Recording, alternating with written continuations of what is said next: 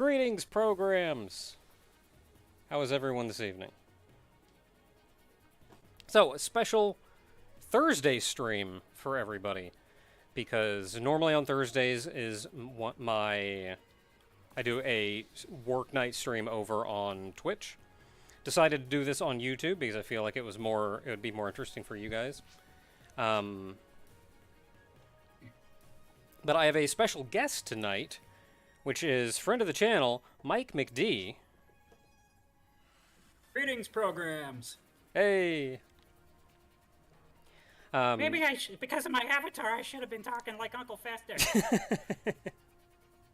I didn't think of that. Okay, so, the idea tonight is mostly that both of us are, at this point, at least reasonably experienced game designers. So we figured we'd just kind of shoot the breeze and see what's going on. I have PSO2 running in the background. That's mostly just to have something running in the background. Don't worry too much about that. I'm probably going to be out, like, burst grinding or whatever, which is one of the most brain-off things I can think to do. We also, it is a live stream, so we need to meet our anime waifu quota. So Oh, it's absolutely required. otherwise, YouTube will ban us. The Chocobo isn't enough. Yeah. Okay, so this was mostly about game dev that you said.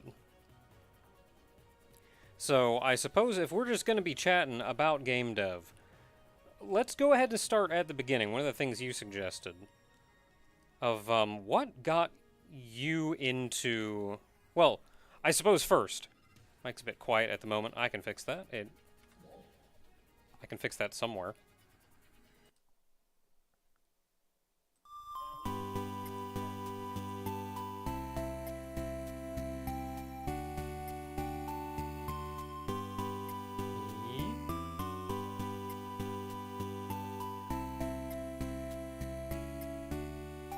Okay, I boosted Mike's volume a little bit. Can I also ask questions about game dev to you guys as well? Ash, I don't see why not. Yeah, I'd be happy to answer any questions you guys have if I have answers. Otherwise, I'll just probably wing it and say something dumb. Which is mostly what game dev is anyway. Yeah, kind of banging your head on the keyboard until it does what you want it to. That's how I learned to use computers. Hey, that's what it takes. So, Mike MacDee, I've mentioned before, friend of the channel.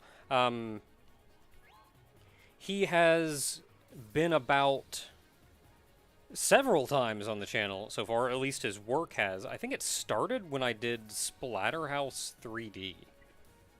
I believe it was Splatterhouse 3D. Yeah, you did a big long spiel, played through the whole thing, and you had some really good input on the story and the level design and stuff. And your fans in the chat had a lot of fun stuff to contribute to. So that's kind of what got me following your channel. It's just like it seems like a nice tight-knit group of guys who have good stuff to say about whatever you're playing. Yeah, it's not like a huge community, but they're all real cool people. And I almost don't know if I want a larger community, because I know as it would get larger, we would lose a lot of that. Yeah, I think that makes sense.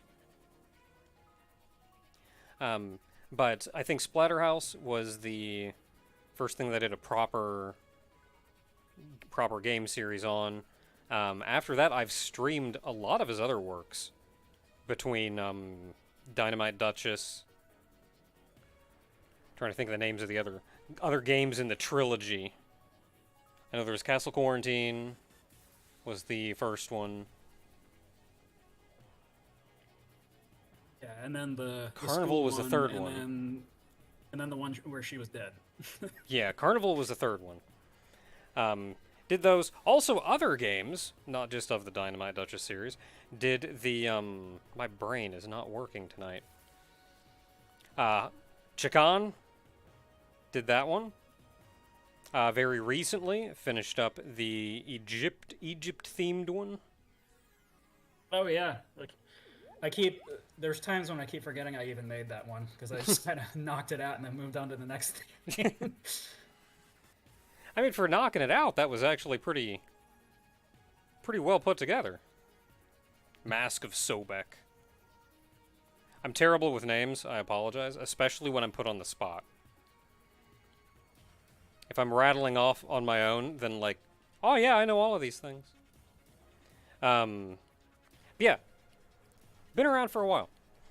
So, with that said then, if we are talking about game dev and we've already seen a lot of the stuff you've done, a lot of it not entirely focused on Doom mods, but a lot of it's been Doom mods. I've also seen on your website other stuff like board games and a choose your own adventure book, which I have one of. Oh yeah, yeah. I started doing, for anyone in chat who doesn't know, I started doing choose your own adventure style books called Dynamite. So you can follow Dinah through written adventures with art that I did myself. I wrote the stories myself, and I designed the puzzles and games and stuff myself. They're pretty fun. The first one's been out for a while. Holiday and Castle Quarantine. You guys can get it print ebook format pretty much anywhere. I've been working on the second one that's based around the storyline where she goes back to school and finds out her school's been taken over by a cult. And that one's been turning out pretty great. Right now, I'm still finishing up the artwork, and then I gotta finish a few more puzzles and stuff. But I sent you one of the pieces of art that's in that book for fun, where she's two-fisting tankards of apple wine and running away from the crazy nurses. And that's a great picture too. Yeah, there's a lot of great whimsical artwork in that one, and I still try to make sure she gets put through the ringer, so it's not just like harmless Alice in Wonderland sort of stuff. You know, like I like even if I'm writing stuff for a younger audience, I like to make sure there's actually a sense of peril so that they actually get invested. And it's not just like, you know, like Beauty and the Beast. The beast, if he doesn't find true love before the last petal on the rose falls, he's doomed to be a beast forever. Well, he kind of did it to himself, so I don't really feel that bad for him, you know. But versus a kid's story like The Secret of Nim, where like Mrs. Frisbee's kid could die any day now, and like she's not really good at doing much of anything because she's a skittish little mouse, and she's struggling to do what she can to save her family's life, and everything seems to be against her. And even as a kid, you're watching that, and you're like, is this not going to end well? Is the kid going to die? Yeah, I mean, there need to be stakes. Writing stories for younger readers and younger audiences that actually have a sense of peril, because then you get more invested and you can take that with you into adulthood. Because like that actually meant something to you because you actually cared about what was happening. Yeah, like, and there need to be like stake, even for kids. There need to be stakes. That way they get invested with it. If it's just good fun the whole way through, yeah, it's good fun, but you're also as you've said, you're not nearly as invested. Yeah, and consequences need to have lasting impact too. That was a thing that really bothered me about Tangled, was that spoilers for anyone who hasn't seen that movie. I think we've all seen it by now by this point. But you know, if you kill a character in a poignant way, don't bring them back 5 seconds later, because then there's no point to their sacrifice. You know what I mean? Even if it's a family for a younger audience, you have this whole poignant death scene, and like, wow, he actually did something really meaningful, and even though it cost him his life, and then he's back anyway, just because the plot fairy said he could come back so he could have a happy ending. Never mind. Yeah, I was. So I'm trying to do that with the Dynamite stories, where like it's fun and whimsical, but also it can be sad and scary too, and her actions have consequences, and there's real stakes. So she really gets put through the ringer in the second book. In the final chapters, and you feel really bad for her. Someone says they can't find the links to the Choose Your Own Adventure stuff, and then ask if it's on the Toy Box site. No, actually, it's on a different site called Uncle Mac's Gamebook Shack. I'll put that in the chat. Yeah, because I've been writing these books. I've been writing these books under the pen name Uncle Mac, because I want to separate the stuff for all audiences from the more adult-oriented stuff that I do under Mike MacDee. There's a link to that site, and that has a bunch of reviews I've been writing on game books and stuff. Because you really do have to be a game designer in addition to a writer to write game books, even if you're just doing the kinds of game books where you decide what happens at the end of every chapter, even if you don't have like little games and puzzles and stuff added in there. Or some go as far as having RPG mechanics and dice rolling and combat and stuff, and they're basically solo RPGs like Fighting Fantasy and Fabled Lands and Lone Wolf. Those are three really popular ones that go that far with the game book format. But you really do, even if you're just straight up, I want to write a novel where at the end of every chapter you decide what's going to happen next and turn to a different chapter, go down different paths. It really helps to be a game designer in order to know how to structure those books and make them engaging in that format. Yeah, the big because you're not pitfall that writing. people had even. Yeah. And a big pitfall that writers of those have too, like, and it kind of how game books started, like with Choose Your Own Adventure and the Adventures of You and Which Way books and all those early ones, was that they banked more on the format, the novelty of the format, rather than using it to tell an engaging story. You didn't get game books with engaging stories for a while once the format first got into the mainstream. Yeah, and yeah, you can't just be a writer because you're not writing a linear story. You actually have to deal with interacting with the player/reader, which is much more a game design thing. Yeah, and I think a big part of being a game designer is knowing how to grab your audience and pull them in. And being a writer is kind of the same thing, so the two kind of go together. So if you start writing game books, if you're good at both, or at least reasonably good at both, it can be really rewarding because like you're pooling all your talents basically to make something really unusual. And I've found doing my book signing events, promoting this book at signing events, that my biggest customers have been parents who have kids or nieces and nephews that they're desperately trying to find ways to get them off their iPads. and get them to read more books. And even in the game book is a perfect format for that. It's a great way to get video game kids to read more books because there's still a game element to it. They still get to control what's happening, and then that can be kind of a gateway drug, for lack of a better phrase, for reading other books. Like I liked how this read. I want to read more stuff like this, whether or not it's interactive. Yeah, like it kind of is still a game. And half the issue with the iPads and things is, if it were like kind of an invested game that they were playing, it wouldn't be as bad, but oftentimes they end up just watching videos.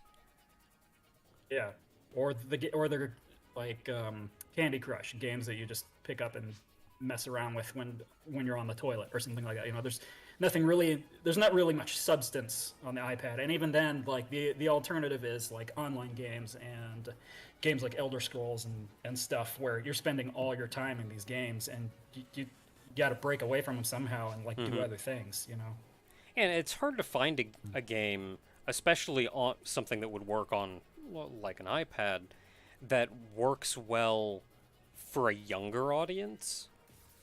Like, you need something that's still like that they can get invested in, that they can be interested in, but also isn't effectively an adult game, something that requires a lot more commitment and skill and awareness than a child would likely have. Yeah. Which is why a lot of parents end up giving them something like Candy Crush. Like, okay, it's simple, the kid can handle it, but like, the kid's really not getting anything out of that, though. Yeah. Except maybe sued if he uses the word crush in his own games. Or is that whole debacle? It's the what was it, the Edge lawsuit thing all over again? Remember in the 90s that guy was suing everyone who put the word Edge in their video games, so Soul Edge had to become Soul Calibur. Oh yeah, I remember that. Jesus. Wasn't there also a thing about, I think, wasn't Mojang making a game called Scrolls, and like the Elder Scrolls guys sued him about it? That one's news to me, but it wouldn't surprise me at this point. It's like, nope, can't.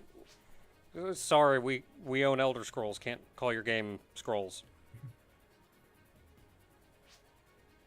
Like, my dude, you own the copyright to Elder Scrolls, not the word scrolls.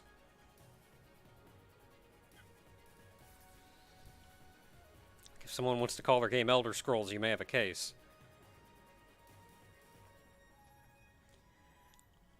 Okay, so I'm agreeing with J Gamer here in the chat. Yes, I love RoboCop, but only the first film.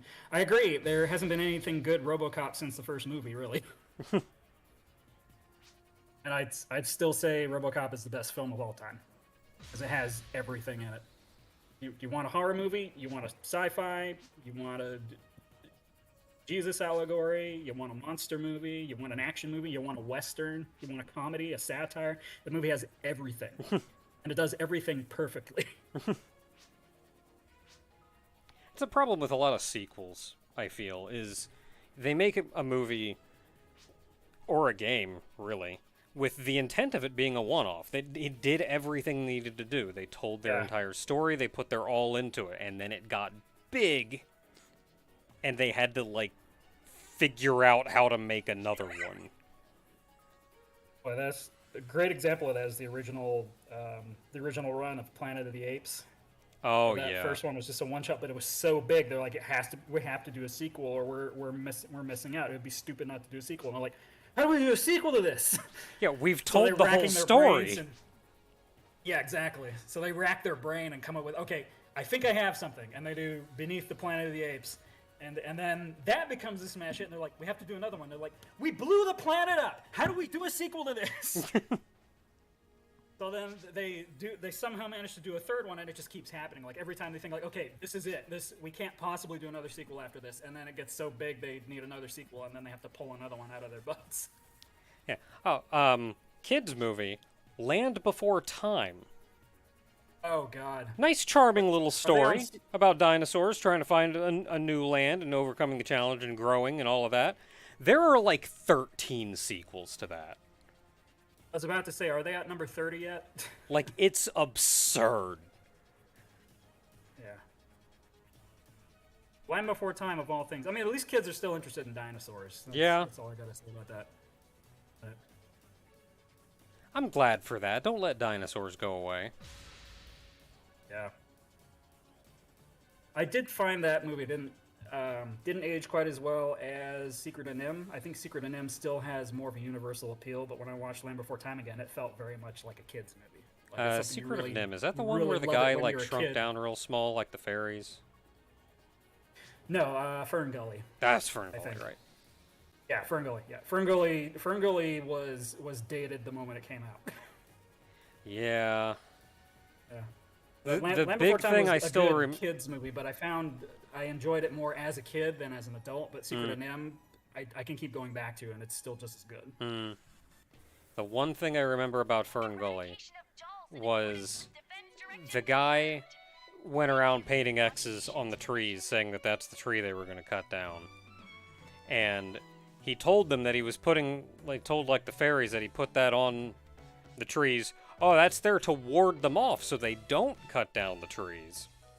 And then they found a tree with the X on it that had been cut down, and that was the, he's been outed moment. And I remember even as a kid going, he really couldn't lie his way out of that one. He really couldn't have said, they must have figured out a way to get through the barrier. No, that was just it. That was it for him.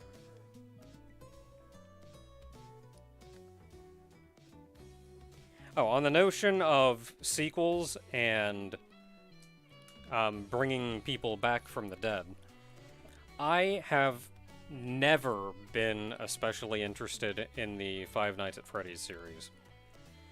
But I recently saw a review that kind of spoke about the game series up to a point and then talked about the most recent one.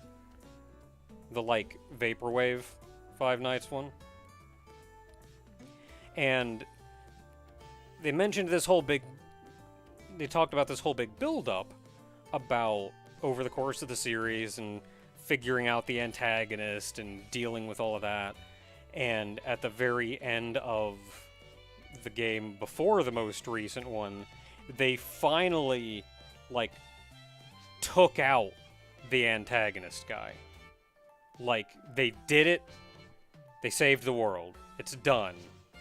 His spirit has been dealt with. And then in the most recent game, like right at the end, you find out, oh, they were working on bringing him back from the dead, and they were successful, and... Well, now his death doesn't mean anything. Yeah. Now they can just kill him and bring him back, and kill him and bring him back, and kill him and bring him back. Like, you kill him, it doesn't have any weight anymore. Death in Return of Superman. Mm-hmm. Killed death. For all time.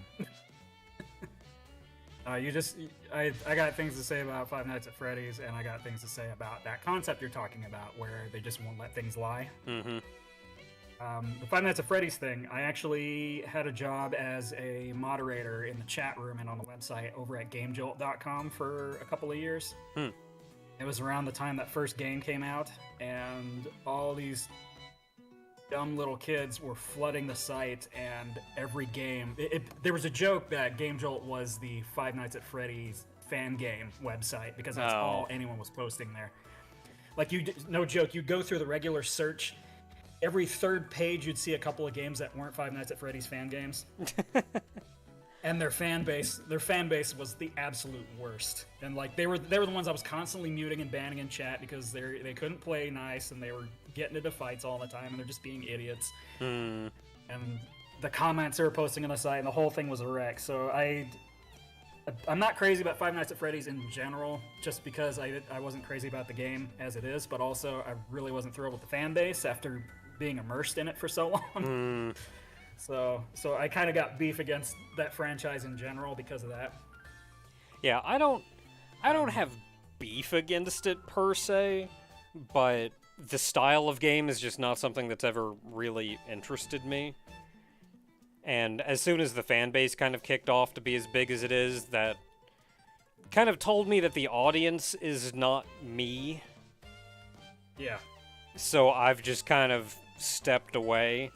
Like, I can potentially make an argument that, like, I don't like the games because they're mostly just jump scare central, and, like, you can do better than that. But that's what people likes, or that's what that audience likes and wants, so they can do their thing. Yeah, in my experience, the audience is 8 years old and below. Also, it seems weird that it spawns such a huge franchise when there's almost nothing to the original game. I don't know how you turn that... I don't know how you do sequels to that where there's much you can add.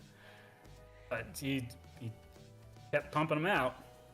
Yeah, it's... Literally, you're just juggling security screens and trying to keep your eyes on and opening closing doors and making sure that the animatronics don't get to you, and that's it. Yeah, it felt like every game was more or less the same. Like... Maybe he'd mix up the mechanics a little bit in each game, but, like, for the most part, each game is the same. But a lot of what I think grabbed people was, A, watching YouTubers scream, and B, there was a lot of, like, little bits of lore all around that was kind of hidden in side games and other things. Or not side game, like mini games within the game and whatnot. So, like, if you only played the game at face value, you got, like, none of that. But that little bit of lore, like, drug a lot of people in trying to figure out what in the world was even going on with these animatronics. Yeah, but it didn't seem to take long for people to figure it out. I mean, even the... What's his name? The game theory guy had a video that he was huge summed it all up. So, I mean, it doesn't seem like there was much more lore to dig up after somebody figured it out and mentioned it on the internet. It's you're playing the guy who killed a bunch of kids, and the animatronics are getting back at him. Yeah, once it's... That was the lore I understood from the first game, so I don't know how you build on that after that. Yeah, I don't remember... I don't think the main character in the first game was that guy. But that guy was, like, the main antagonist throughout the series. It might have retconned it so that the security guy wasn't that guy, but it seemed an awful lot from what I'd seen and from what I'd heard other people talk about, that you're basically playing the guy who murdered a bunch of kids, and the reason you're being targeted is because you were the one responsible. It was his son, someone says. But, yeah. I don't know. I mean, at this point, it doesn't matter because, like, at this point, with every game, they would have added on the lore and retcon things and changed things, so it doesn't matter. But Yeah. it seemed like an easy enough explanation that sums everything up in the first game, and then you could just pack up and move on to something new.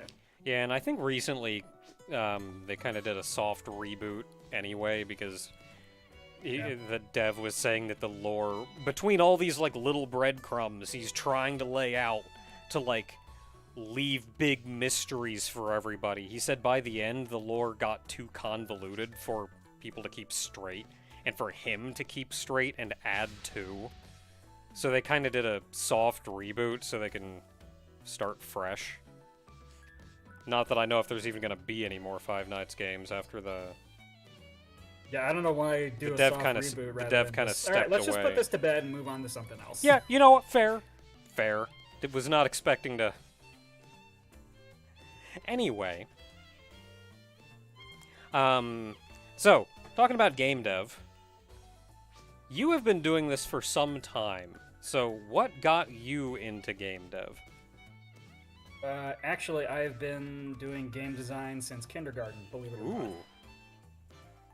I was kind of an idiot savant at a couple of things when I was a kid, and game design was one. Even though I didn't necessarily make great games, but I did have a game design success story when I was in kindergarten. I was about 6 years old. I don't know how old some of the guys in chat are. Maybe some of you are old enough to know the letter people. These were back in the 60s. They had these little singing puppets. Each of them would represent a letter of the alphabet, and they'd sing little songs. It was kind of Sesame Street style thing, but some other company did it. And they would sing songs about things that start with the letter that they represented. So like Mr. V had a violet velvet vest, and Mr. M had a munching mouth. Mr. T had tall teeth, and their song would have whole bunch of words starting with that letter because they're meant for like young kids to teach them the letters of the alphabet and different words they use. I think I remember. It's a very obvious product of the psychedelic 60s. If you ever find these things on YouTube, I think they're on YouTube. Anyway, so my kindergarten teacher, Miss Ayers, she was showing us these videos, and I was a kid in the early 80s, so this would have been about mid 80s when I was in kindergarten. She was showing them to her class because she found they were still really useful, and a lot of teachers still used them. And we got to Mr. M with a munching mouth, and of course I got attached to him because my name starts with an M. And his song, basically, he would sing about all the things he liked to eat that started with the letter M. Because he just had this big old smiling mouth full of creepy teeth and bug eyes, and he would just shovel things into his face. And I thought of an idea for a game to play in class, and I used to draw all the time too, and do little paper craft stuff when I was really young. So I took a shoebox, and I drew a picture of Mr. M, and I pasted him onto the lid of the shoebox. And then I cut a hole through the lid and through his mouth so that you could put stuff in his mouth and feed him. Then I made a bunch of little cardboard foods, and each one was unique, and each one was a food item that started with the letter M that was from the song. Because we listened to these a couple of times to practice them.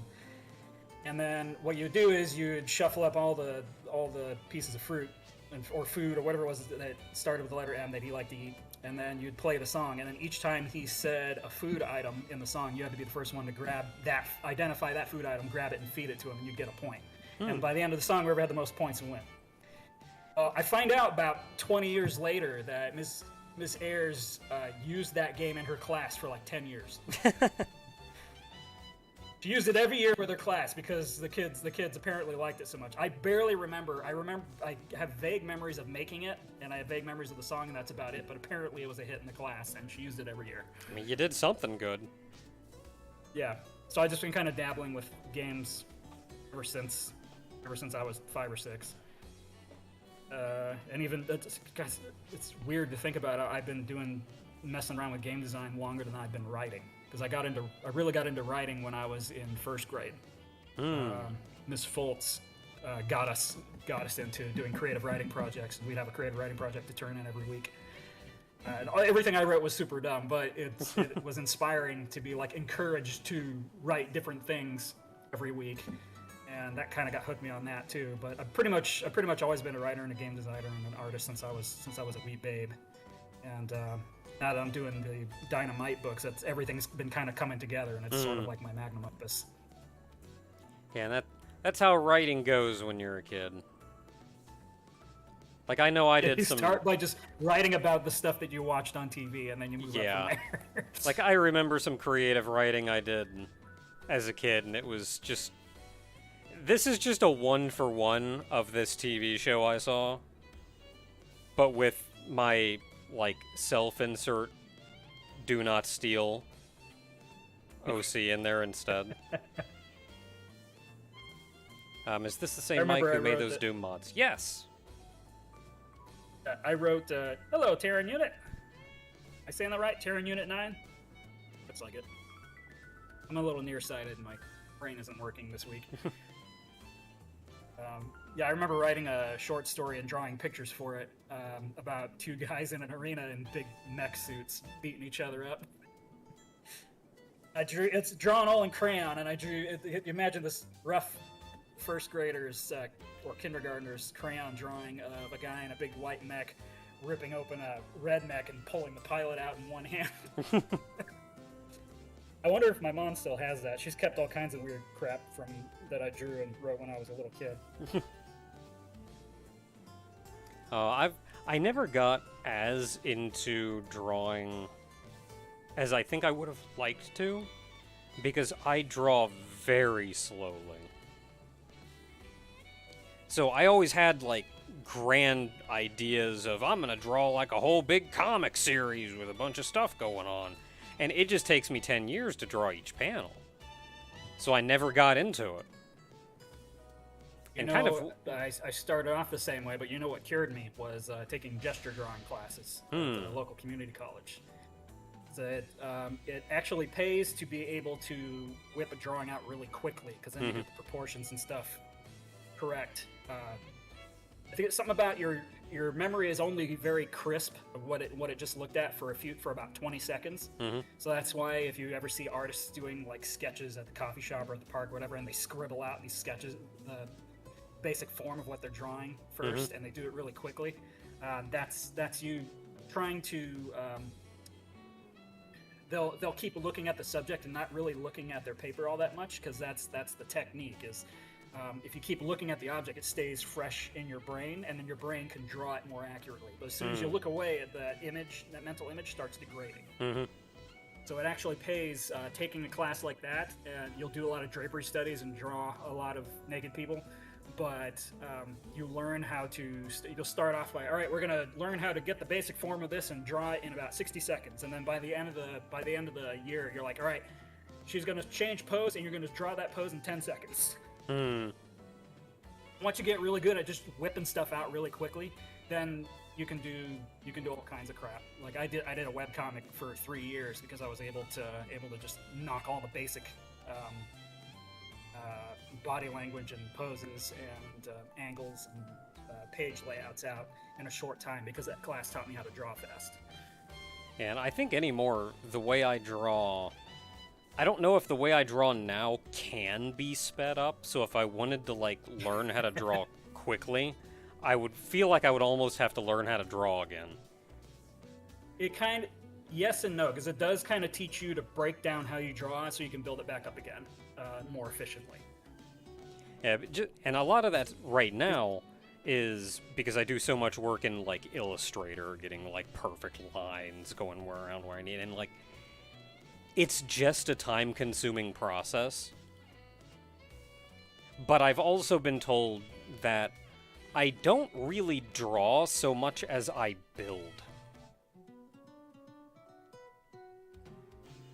And the more I think about it, the more that's true. At the end of the day, I don't consider myself an artist at all. I'm an engineer. And I can draw, but I don't draw like you would expect someone to draw. Like, I draw like an engineer would draw. Which, like, technical illustration is a profession, and one that I actually looked into briefly. I never really... It's just not an in-demand profession, though, and I didn't really know where to go to get a job doing that. Yeah, stuff like that is pretty much contract work, freelancing, I think. Like most art and illustrative-related stuff. And I got designing, selling logos and fonts. yeah, and I got interested in that because my dad does that, or at least he used to do that before he retired. Who did And he do that for? Like, what did he do exactly? he made bicycle manuals Oh, that's interesting. where he would actually get like the 3D models of the bikes and like explode them out and render it as line art so he could like put it into the manual and like put the lines in to show how pieces go together and put all the little like translation or like all the little like blurbs and pointer things. And there was a whole translation team at the company, and so he'd get like multiple different translations, so we'd have different language versions of the manual. And like he didn't write the manual, but he constructed it based off what everyone else gave him. Like, here's the images we want to show, like the how-to images, putting it together when you first get it. Here's the text for this, that, and the other, the safety warnings and stuff. And then he just figured out how to put it together into a cohesive package that even a 3-year-old could understand when they read it, basically. Yeah. And it used to be that he didn't even get like the 3D models in order to like put that how it needed to be. He used to draw them himself in like Adobe Illustrator, like a technical illustration program. And while he was doing that, he taught me how to also do that. And I remember one day, as I was expressing interest in it, he gave me a handful of projects, like 6 projects, and just said, like, if you were working under me, these are the kind of projects that I would give you. And just, it's a real quick, here's this, I just need you to go into this file and delete all of these lines in this specific way. I need to go into this one and adjust these text boxes here and do this and this and this. And he didn't actively tell me, there was just like the instructions packaged with the file, and he just gave me the files. After showing me how Illustrator worked, of course. Yeah. And he came home that day, and I told him, like, yeah, I got it all done. I did the thing. He's like, oh, cool, let me take a look at it. And I showed him, and what he told me was, of the 6 he gave me, he only expected me to do 5 of them, because the last one was way complicated for someone who literally was shown Illustrator, like, yesterday. And I had done that one, too.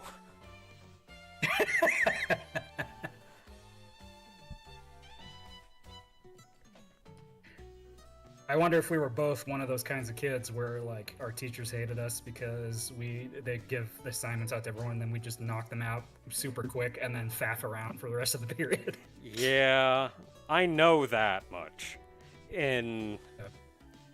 So I got interested in creating things relatively early on. It started out just as, like, I could draw. I wanted to learn how to draw and do stuff like that, but I would just draw dumb stuff.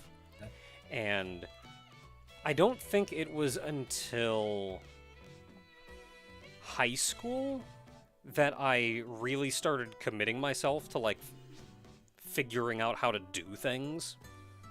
Before then, like, yeah, I'd maybe draw some dumb stuff, or I remember making a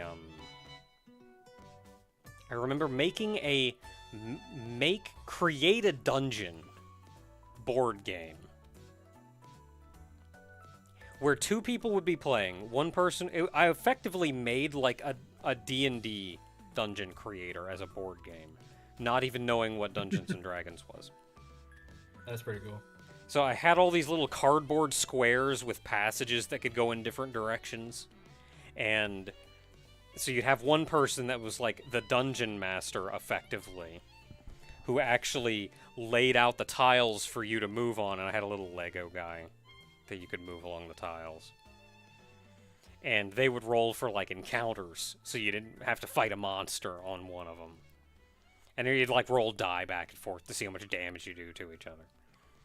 I mean, I did that early on, but it wasn't until, like, high school that I think I really started, like, committing to figuring out, like, to making things. And I don't remember if it was my senior year or my junior year, but I took a Visual Basic programming class because my thinking was what I wanted to do, what I was interested in was making like video games and stuff. So I want to learn how to program. I like computers, I like making stuff on computers, that's where I want to go. And lucky enough had the Visual Basic programming class. And I was always way beyond where I should have been in that class. Like, it got to the point by the end that when I was making things, like, for the assignments, I would make it, and then I would just add a bunch of extra crap to it. Like, the final exam was making a basic... Like, the final exam project, I suppose, because we had weeks to work on it, was making a basic 4-function calculator. And then the teacher would have to come by, and then they would check and go like, okay, you can add 2 numbers, you can divide, like, you can do all the things you need to do in the basic 4-function calculator. I made that basic 4-function calculator in, like, 2 days. And I started adding on, like, scientific calculator crap to it. And then when you went to college, you brought it with you and used it for all your trigonometry classes. Yeah. And I remember when time came to go around and actually grade all of the, like, programs for everything. And the teacher knew what I was up to, because of course I'm sitting right there in class, and I was asking questions about, like, how would I go about doing this, or how would I go about doing this. And it was actually at this time that I learned that a square and a square root were effectively the same mathematical function, because I couldn't figure out how to do a square root.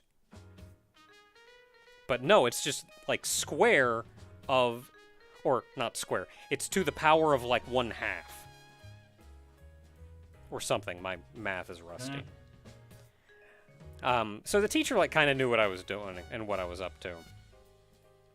But it was... She went around grading everybody's calculators, making sure they all worked or anything, and she just walked right by me to the next guy.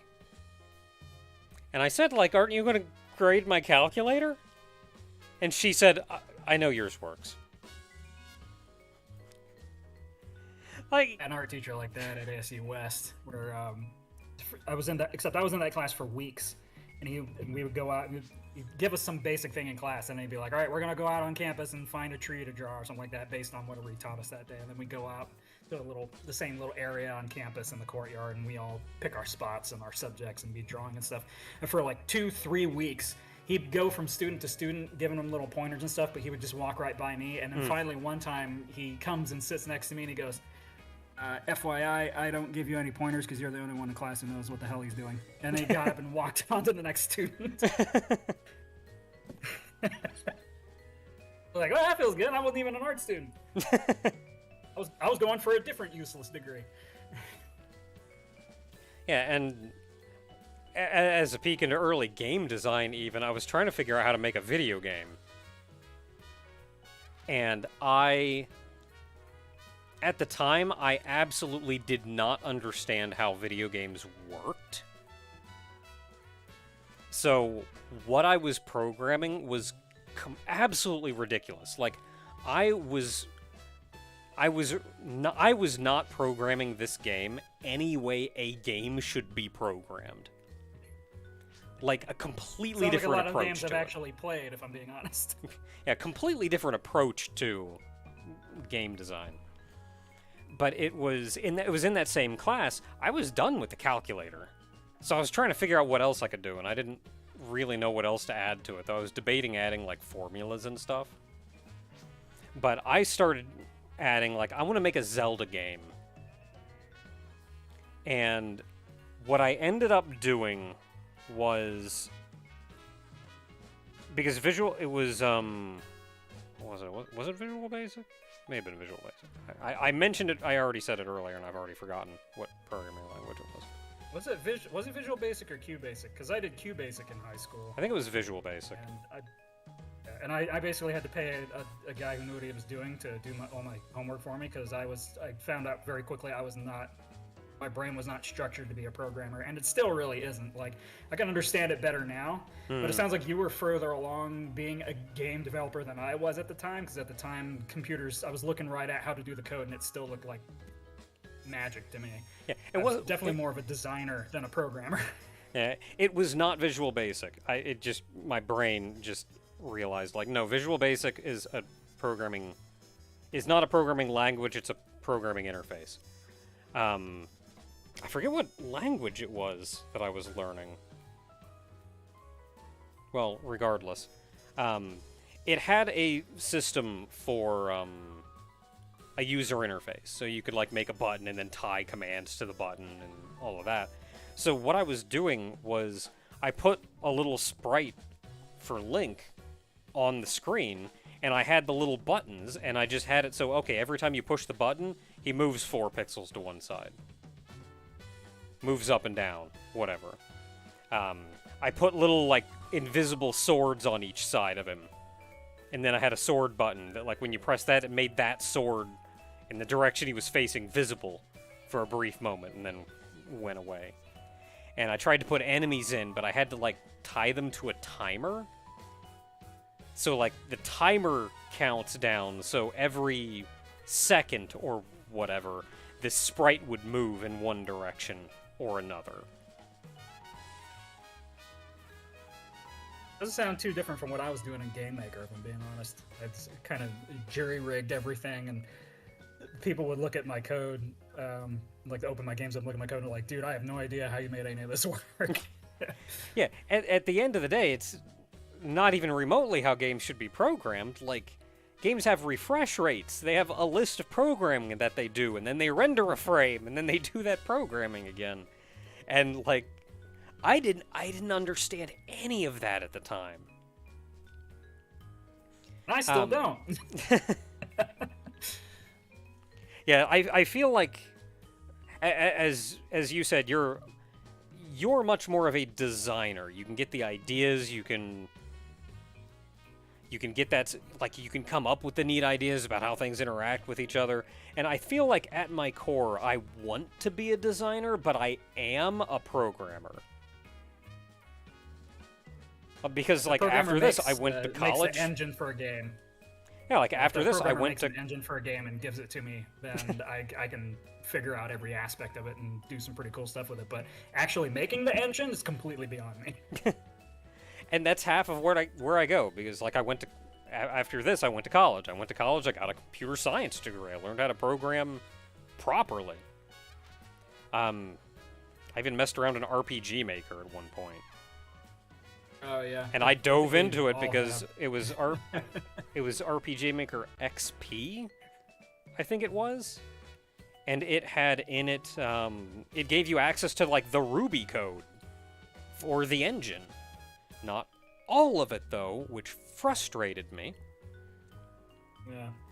But a lot of it, and I got in there and I was programming my own modules and stuff. I even posted a couple of them on the RPG Maker forum as, like, here's this module that you can use if you want to have a monster database or whatever. I was about to say, did you actually finish any full projects? And Sure did put them not. out, or... I think that's part of being. I used to have a couple dozen RPG Maker projects that were unfinished, that were just sitting around on my computer back in my early 20s, because I was still just kind of figuring out how to actually. Because I would sketch out ideas for games and stuff, but I couldn't figure out. I was using that as my first springboard to figure out how do I actually make this stuff a reality, and found it's like, if there was something for me to mod, like, you know, Doom mods and stuff, when they were when they finally released good, reliable tools for it that were easy to use, then the sky was the limit. But up until that point, I was trying to figure out how do I even make these ideas a reality. And RPG Maker was a pretty good springboard to start with, and then I started moving on to stuff like Game Maker, and I made a bunch of really stupid, crappy games with Game Maker. I made this one. I made this one that was that's based around the concept of you're a gal that works at a corrupt art museum, and they're trying to offload. They're trying to get rich patrons drunk enough to buy a crappy art at higher value than it actually is.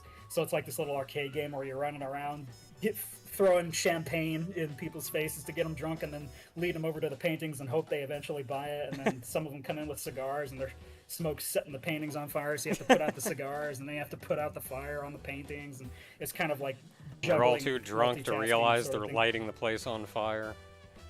Yeah, but of course, anytime you gave champagne to someone, you had to have champagne yourself to kind of like be a good hostess. So you had to balance that too, because the more you drank, the more screwed up your controls got. And eventually, there was a drunk meter off on the right side, and it would gauge how drunk you were every time you shared a drink. And when you got past lampshade drunk, her sprite would change, and she would just be like crawling on her face, and she couldn't do anything because she was so drunk. She was basically incapacitated. Oh, that sounds hilarious, though. I think have I've a video always of it had. on my YouTube channel. I think one of the issues that I had, and why it took me a very long time before I finished effectively any game, was the idea of, like, indie games and games being able to be small and short and just kind of have that quick punch to them. I don't think got to me or occurred to me for a very long time. And I think some of that was because I was messing around before indie games had their boom, and like that was a thing. Yeah. Well, So- I mean, it's kind of a weird subject because what we call indie games now used to be the mainstream standard when video games and computer games were first coming Yeah. out as a thing. It used to be one guy in his basement or two guys in their garage or whatever. Yeah. Games like Out of This World, the cinematic platformer Out of This World, was made by like two French guys in an apartment or something like that. That used to be the standard, and now the industry's blown up. By the time we were, playing video games as kids, they had the industry standard was big dev teams and big brand name logos and stuff like that. And now indie games really is just the industry circling back to its roots, where it's just one or two guys making small projects. Yeah. And so I think a lot of my problem was I would see these like larger, more impressive projects and go, I want to do that. I want to make these cool things.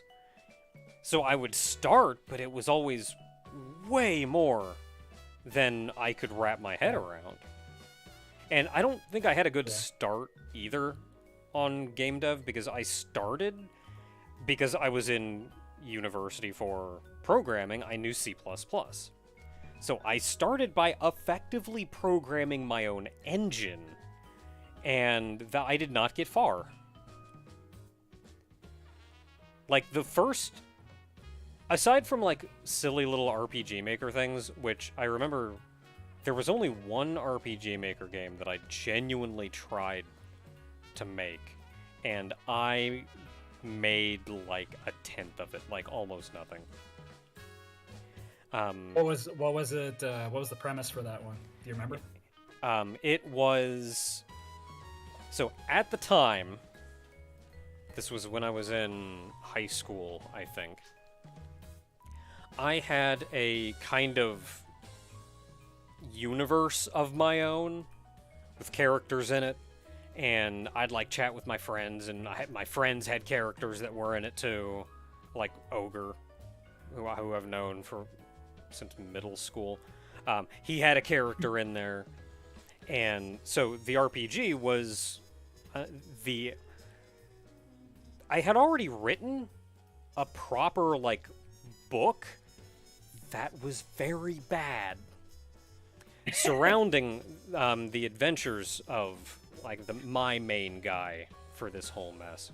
But the game, the RPG Maker game, was also about that character and some of my friends' characters, and them going on some other adventure here and there. The general premise was they all lost their memories early on because, amnesia in video games. Let's see how tropey we can get. How uncreative we can get as a child. And it was kind of just them exploring the universe and trying to figure out what's going on and who they were. And it geared up to the end where, like, they're, as it turns out, they're all gods or whatever, and they gotta fight an evil god, and they did it to them or whatever. But I got... It was kind of a self-insert thing with all your friends. Oh, yeah, of course. Yeah. Not the first... It reminded me of a couple of things, but... Not the first time. But that was the one you were really decided, like, all right, this is the one I'm gonna finish. Yeah, I'm gonna do this, and I got like a tenth of the way through it. This is on RPG Maker XP, you said? I think it was XP. Yeah, because I think when I started using it, it was still RPG Maker 2000. It was old. Like, I still have a couple of screenshots of that, and it's hilarious seeing the comparison of what computer resolutions used to be versus what they are now, because it's literally a full screenshot from that game is like a thumbnail on modern computers. It's ridiculous. Yeah, like what was the resolution? They got like 640 by 480 tops. I don't know if it was even that. I think it was more like 448 or something. Yeah, it was. Yeah, it was once I got. The funny thing is, you look at something like that from years and years ago, and they're like, I don't remember it looking this pixely. I remember it looking better than this. Yeah, like this was way better than this, right? Got a 300 by 200 window. Yeah, it was after that is when I went to the first. So it was after that when you what? I was after that when I went to college. Actually, like took programming classes. And learning C++, I was then figuring, okay, I know a programming language now. Time to make big boy games. So my first start... When you're making the RPG Maker stuff, you really, after a while, after a few projects, you really start to feel the shackles and be like, I need to break out and do something outside of this, because I don't want all of my stuff to be Aoni. Yeah. Like, when it got to the point where I was trying to make games that the engine wasn't intended for, I was like, time to move on to something else.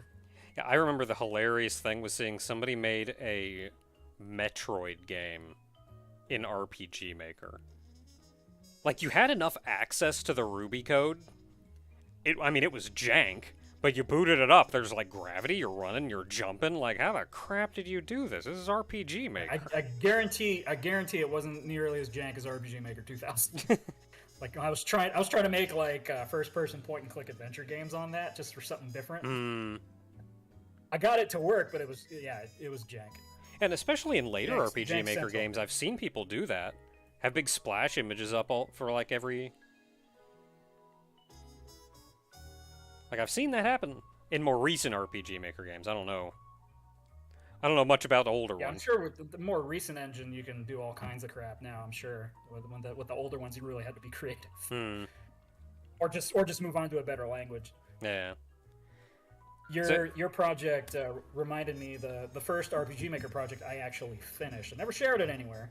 None of my stuff I felt was good enough to actually share anywhere for a long time, but the first one I actually finished was literally the same thing. It was a self-insert with me and all my friends that I played Dungeons and Dragons with in high school, and it was called The Big Sack of Stupid, and it was this very meta, fourth wall breaking stupid thing. Like, it literally opens with this, like, a group of adventurers about to enter a dungeon, and it has this moody opening narrative about like a dark and stormy night, 5 heroes gather around a necromancer's lair and are about to...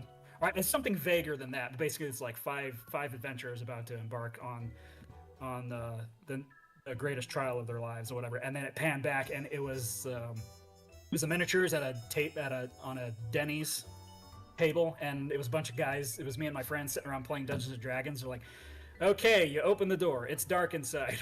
I cast light." Or, oh no, what do I search or something like that? Is like, it's okay, you see a whole lot of dark, you don't see anything. It's like, I rolled a 48 to search, it's pitch black, you see nothing. I cast light, there you go, that's what I was waiting for. So it's a whole bunch of skits like that, and then somehow we get roped into an actual adventure and have to somehow be heroes in spite of the fact that we're just a bunch of nerds. There's a lot of stupid bits in there, but the thing I have a video of this on my YouTube channel.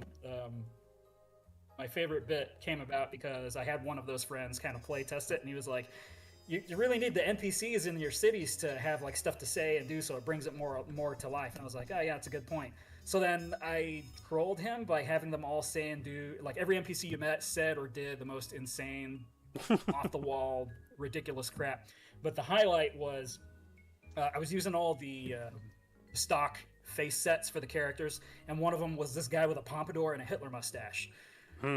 So I had that guy in there, and when you talk to him, you'd see that face, and he would say, I am a gigolo," and then I would have the next line, and I would say, "You're not a gigolo, you're Hitler," and they would start a random encounter with a secret boss battle against Adolf Hitler. And if you weren't high enough level, he would just annihilate your party.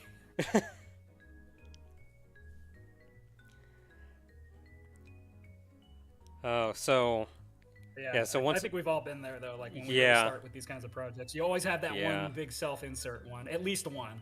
yeah, I've had 3. I tried to can't turn that stop. one into- Someone help. I think I tried to turn that into a comic at some point, but then I changed what the story was, and we ended up fighting like Cyber Stalin or something stupid. But yeah, so I did a few. I did quite a few. So I won't lie.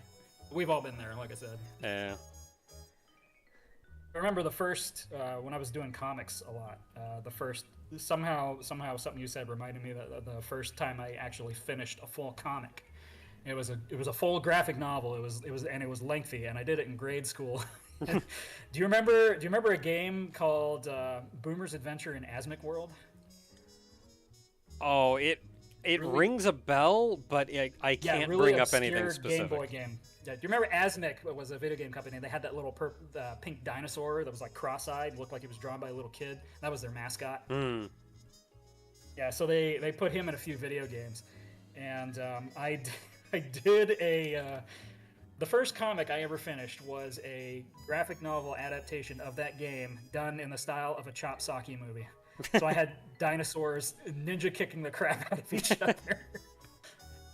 I'm sorry, cutesy dinosaurs ninja kicking the crap out of each other. And it was like 200 pages of this. It was so stupid. I don't know if I still have it anymore. Yeah, I've had a bit of an adventure because I learned C++ in college. So first thing I did was start trying to make my own game engine, and this is actually the beginning of something that I am still working on to this day. But recently, game came out called Noi 2 Love 2. Still one of my favorite games. Had a ton of fun. Well, you've streamed it a couple times, haven't you? I don't know if I've streamed it. Maybe once ages ago. I did a proper video series on it, like around when it came out, which at this I point saw was it on like YouTube 10 years somewhere. ago. I thought it was your channel, but maybe I'm wrong. But still, one of my favorite games going. And I specify Noi 2 Love 2 instead of just Noi 2 Love because the first game came out a fair time before 2 and is notably... It's simpler, but also just different than 2. They're kind of both beat-em-ups, but like they play very differently from each other. So the first thing I did, though, was what do I want to do? Well, I love Metroidvanias and exploration, but Noi 2 Love 2 is not a Metroidvania or exploration game. So I want to make a Noi 2 Love 2 adventure. Was my running title for it. I'm looking at screenshots of this now. It's got a little bit more of a Mega Man vibe, doesn't it? The first one does, yeah. That's what I'm looking at as the first one. I think I see the second one now. Second one Unless is a he's a little fan, more beat-em-up-y, I guess. A lot higher action. More movement. Yeah, so engine I'm making is effectively Noi 2 Love 2 Adventure. I'm trying to effectively reprogram Noi 2 Love 2. And then find a way to restrict your abilities and then give them to you, like, Metroidvania style. Yeah. And this project did not get terribly far. Because, again, I'm programming my own engine in C++. I found a 3D rendering code library that I forget what it was even called, like Ogre 3D or something like that. So I got that working so I could put 3D models in. I said I'll worry about like animating things later, just get stuff working. One big thing with Noi 2 Love 2 is using the mouse. You could actually click on the screen, and you'd if you click on an enemy, you'd fly towards that enemy. So I had to get the mouse working. So I've got this little 3D thing that I've rendered, and I've got the mouse going in, and I've got to figure out where your mouse is, and when you click, I've got to shoot a ray into the screen and figure out what you clicked on, and it took me a week to get mouse detection to work. And that was around the time I said, I don't know if this is going to happen. I found that game I was talking about the art gallery, so I just posted a link to a video of it on there so the chat can see it. But all right. So was Tofu Topple kind of the first time you really finished the game and felt comfortable releasing it? Yeah, Tofu Topple... Tofu Tower, I think, was the first game I actually finished. It's still not a great game. I remember you mentioning it in a couple of streams. I don't think I actually saw that one. I remember seeing Tofu Topple, though. Yeah, Tofu Topple is, I want to say, a full game. Tofu Tower was... So I made the game because I wanted to play a very specific game while I was on break at work. And I couldn't find that game, so I made it. Because, and this is... Yeah, I wonder if YouTube chat is eating the links. It may be, because I don't think I saw your earlier link either, now that I think back to it. Yeah, YouTube doesn't like links. Crap. I think I can post links? Yeah, that's weird. If you... Did my YouTube link show up, or does it not like its own links either? I don't think so. I don't think it likes any links.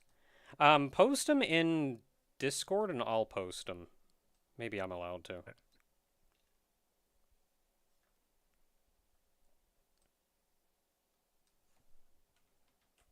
Okay, can I... Well, not there, I can't. Can I post it? I can!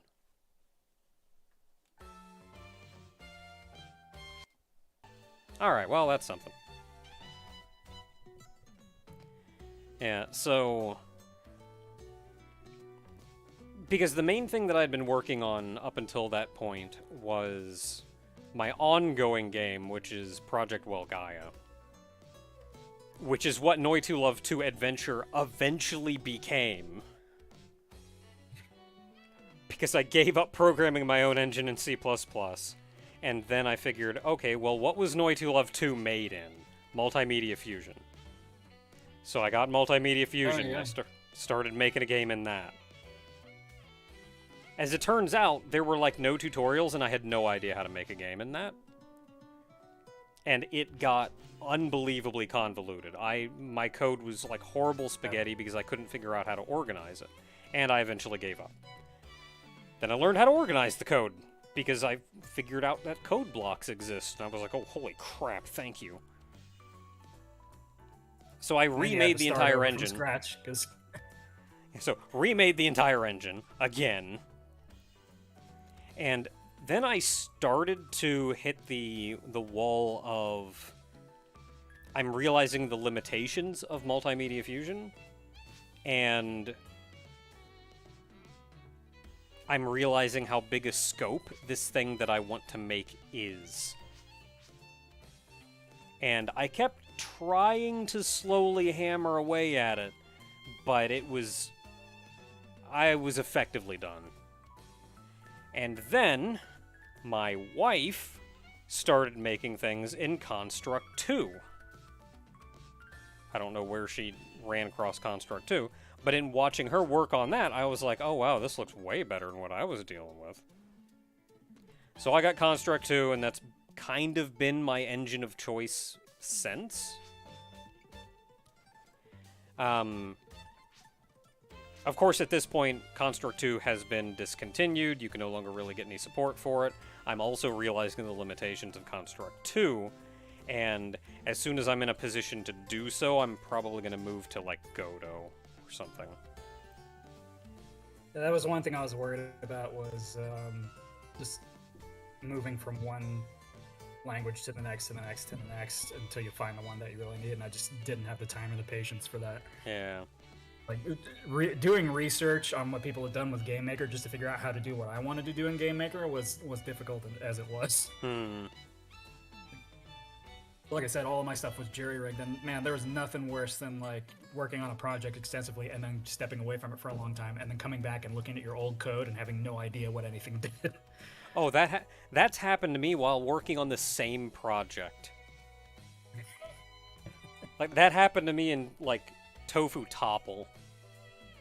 And I worked on it consistently, start to finish. I never took any extended breaks. And, in fact, I started working on it even more often as I got closer to completion. And there were plenty of times during development when I'd look back at, like, okay, so I programmed this screen like a month ago, and I have to figure out how my code worked again. I have to reverse engineer my own code. Yeesh. I missed that Yo-Yo Games Sandbox website. Did you ever go there when it was still online? Not that one. I think the one that I played with was... Oh, crap. I can't remember. God dang it. Had a whole bunch of dumb little games that me and the nubs played. To say the nubs, I don't know why Were you big on tabletop stuff ever? Like board games, RPGs, stuff like that? Not terribly. I started getting into, like, D&D a little bit here and there. But I never got into board games proper, aside from, like, dumb stuff that, like, I'll play Monopoly with my parents or whatever. When we all sit down for a game night or some such. Like, I know... Yeah, I've had that conversation with my parents where if they ever invite me to play Monopoly, I'm going to disown them. Well, Monopoly was designed to be infuriating. The fact that we continue to play it smacks in the face of the creator. But you could be playing something so much more relaxing, like Uno. I think the big one that we usually go to play is Rummikub. That one I don't think I have played. Have you played the Uno with the rules where if someone plays a draw 2 on you and you have the same color draw 2 or reverse or anything like that, you can play that on top of it, and then they just keep going around the table stacking until someone ends up with a draw 36? I've not played those rules, but that sounds amazing. Usually it take one game. I've played one game that took what would normally an entire session would take. Like, normally you'd play Uno a few rounds, but this one game went on for forever because we were playing it that way. But yeah, someone plays a draw 2. Basically, we qualify the draw cards and the arrow cards, the skip and reverse, and all of that as the same category of cards, and if the color matches, you can play that same kind of card and it still works. So you can get out of a draw 2 and pass it to the person next to you, but then they play a reversal and then you take it anyway.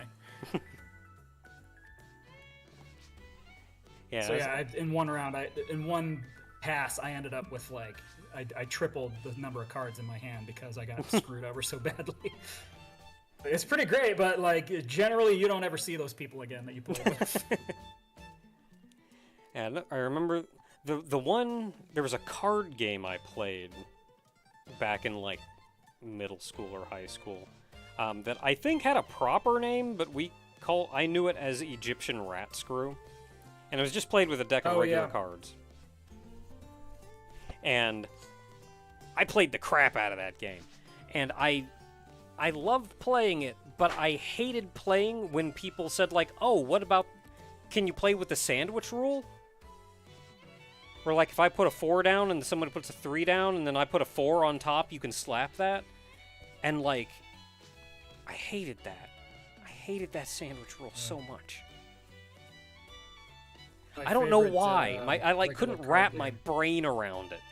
So like it went from me generally being pretty good at it, like I could beat most people, to like I just lose constantly.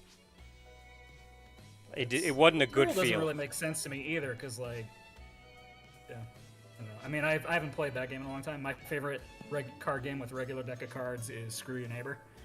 That's the one where the dealer gives everybody one card, and then starting to the left of the dealer, that player looks at the card and decide if they want to keep it or pass to the person on their left. If the person on their left has a king, they can refuse to trade. Otherwise, if I say I want to trade cards, they have to trade with me. And then whatever card I get, I'm stuck with. And then it goes to their turn. They decide the same thing. Do you want to keep this card or pass to the left? And then eventually go around the table, get back to the dealer. Dealer decides if he wants to keep his card or discard it and draw the topmost card from the deck. Once he does that, you go 1, 2, 3, reveal your cards, and whoever has the lowest hand loses. And if you lose with a 2, you throw in 2 chips. Otherwise, you throw in 1 chip. And eventually, it's a last man standing sort of game. Or if you want it to be really exciting, you play it with shots. I mean, that sounds kind of fun though. So then whoever scores the lowest every hand has to do a shot. And if you lose with a 2, you do doubles. Yeah, I feel like that's the kind of game I would have played back at summer camp. Yeah, that game is pretty great. Especially if you had a really good poker face and whoever you sit next to hates your guts because they can't read you whether they should trade or not. I envy the people that have like really good poker faces. I think I can put up a good poker face, but I have to like try. And it's the initial hit. It's the initial hit that gets me. Like as soon as I see it, as soon as I see what I have a reaction. And being able to, like, curb that reaction, I have to be, like... I have to try. Once I've got past the initial reaction, I can be sitting there with a winning hand, though, and, like, whatever. But as soon as I see that I have a winning hand, I gotta go... Something really subtle, like Bugs Bunny eyes getting all big. Yeah. Or like my avatar right now, the Uncle Fester. Oh, yeah. Is that what you look like when you get a winning hand? If it's not my eyes, I'm like... I've got like one of those... Like a smile that you can tell they're like kind of clenching their mouth shut because they're trying not to smile. Gomez, if you mention that sandwich roll, I'm leaving. It's the Halloween season, so I've been binge watching that show again and loving it.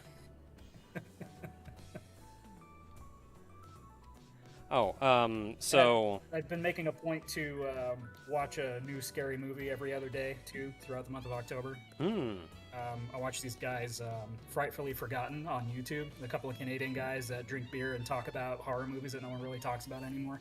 So I get a lot of really good recommendations from them. So I've been watching a lot of vintage horror movies I had never seen before just for this month, and it's been a lot of fun. I saw Return of the Living Dead for the first time yesterday, and... I liked it so much, I immediately watched the sequel, and then I hated the sequel so much, I immediately watched the original again. So I watched it twice in one day. Just have to get the bad taste out of your mouth. Yeah, it really did. But also, I think I would have watched the first one again anyway because I liked it so much. Every moment in that movie ranges from eccentric to insane. It's great. Yeah, the second one was just boring. Yeah, weirdly enough, I've never been big on horror movies, but I have found within the last... probably within the last year, especially, I've been a lot more interested in the weird little, like, web series horror things. Stuff like analog horror. You mean like Ted the Caver? Yeah. Ted the Caver was a good one. What was one of the other ones? White Stag Education was one I've seen. I And don't I think I like saw. it when I don't it's think I read that one. beyond normal. Like, a lot of normal horror is, I shouldn't say a lot, but an amount of normal horror is like some slasher or whatever. You just got some murderer out there doing stuff. And, like, that doesn't do so much for me. I like it when it gets a little existential, little eldritch. Give me big, nasty things beyond my mortal comprehension. I mean, give me anything that's actually written well, at least. Because like most slashers are a dime a dozen, but if you're really tired of slashers being a dime a dozen, watch The House on Sorority Row. That is I've heard That's one of the greatest slashers of all time, and it sounds like it's going to be like a Roger Corman movie with lots of nudity and sleaziness and stuff, but it's absolutely not. It's really smart. It's really engaging. There's stuff going on throughout the story in addition to a guy going around killing people. It's a really great flick, and if you guys have never seen it before, you should absolutely check it out for Halloween, because it's one of the best slashers ever. It's very smart. It's not like the average Friday the 13th where you're just like, oh come on, I can't wait to see these idiots get killed, and they're just mucking around for 2 hours, and then the last 20 minutes things pick up because someone's finally found the first body. You know what I mean? Like, even if you took the slasher out of this movie, it would still be an engaging movie. It would still be really fun to watch. That's Monument Mythos was another one. A big one. A lot of people like Monument Mythos got big. I'm kind of iffy on Monument Mythos though. And I think a lot of that's because by the end it stopped being analog horror and just kind of became an analog series. Like, yeah, there's plot, there's story going on, but there's no horror. We're just kind of waiting for the next chapter to see where the story goes. Like, there's a lot of Lovecraftian era stories that are like that too. I listen to Horror Babble a lot on YouTube. He does audio narrations of classic horror stories and some new ones. And the worst stories from Lovecraft and his contemporaries are those ones that are basically like somebody's giving you a history lesson. Like, this isn't scary, or like, what was this one? It was called Down Below or Far Below or something like that. In one of his most recent videos, where he's just a collection of subterranean horror stories. It's literally just this guy for like a half hour giving you a synopsis of, yeah, this weird thing was happening. We found out this weird thing happening under the city. So here's the whole history of how we developed an organization to deal with it. And it just goes on and on and on. There's a lot of Lovecraftian stories that are like that, where they're basically just made up history lessons, and they're not really actually that scary or engaging. They're just boring. Yeah. Like, one of his most popular stories is At the Mountains of Madness. I did not like that one. Yeah, so the introduction of that story, where it starts off as an expedition, and you're like, something bad's gonna happen, and then it starts getting a little weird, and you're like, okay, yeah, this is pretty creepy. Yeah, this could go somewhere. This is going somewhere. Yeah, as soon as they get to the city, it's like 100 pages of just the history of these aliens, and then there's a scare at the very end. Yeah. At least with the ones like I kept thinking, like, I want to. Dunwich Horror. Dunwich Horror actually had stuff happening while you were also learning about the history of. Oh, Dunwich Horror was real good. Stuff. Dunwich Horror, I think, was the original kaiju story, actually, because it really does. By the last stretch, it really is a giant monster having a rampage in a town. Yeah.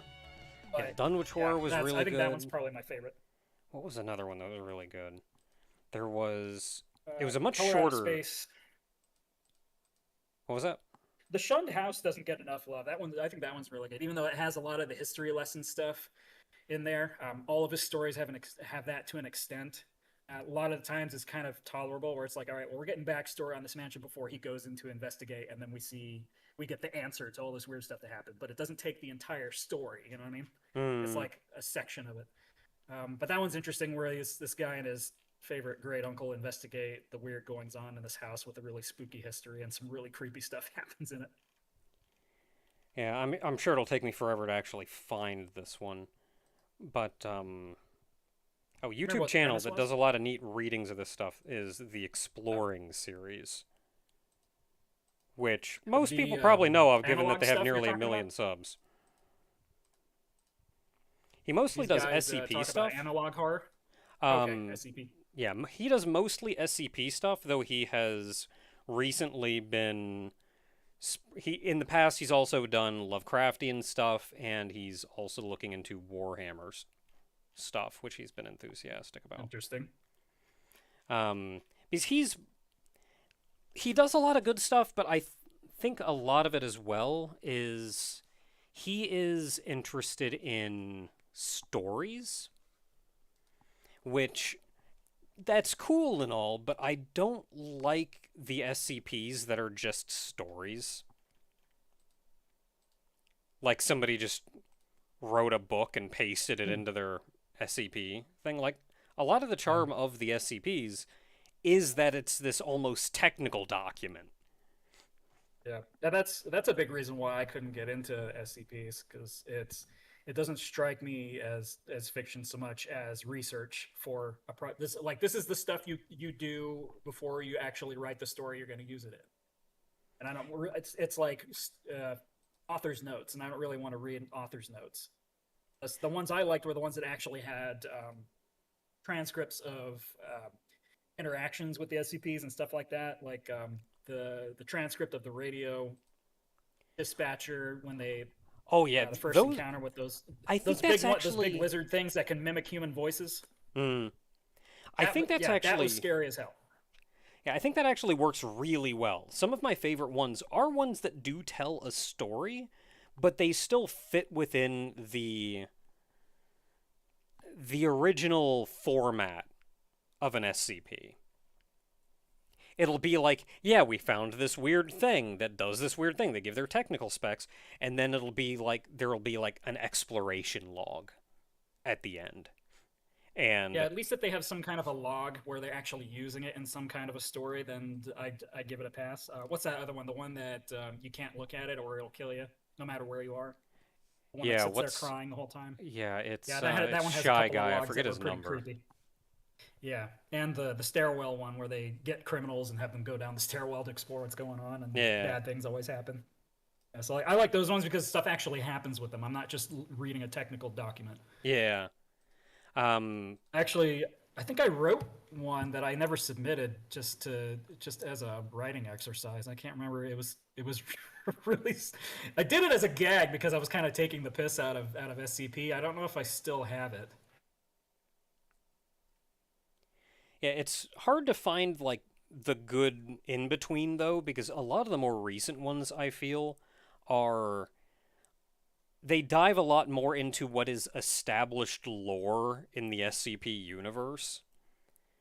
And then it just kind of then it's dealing with all this stuff we already know about, which I guess gives some framing, but a lot of the charm of SCPs is that everyone is different and unique and has the chance to do Yeah, that.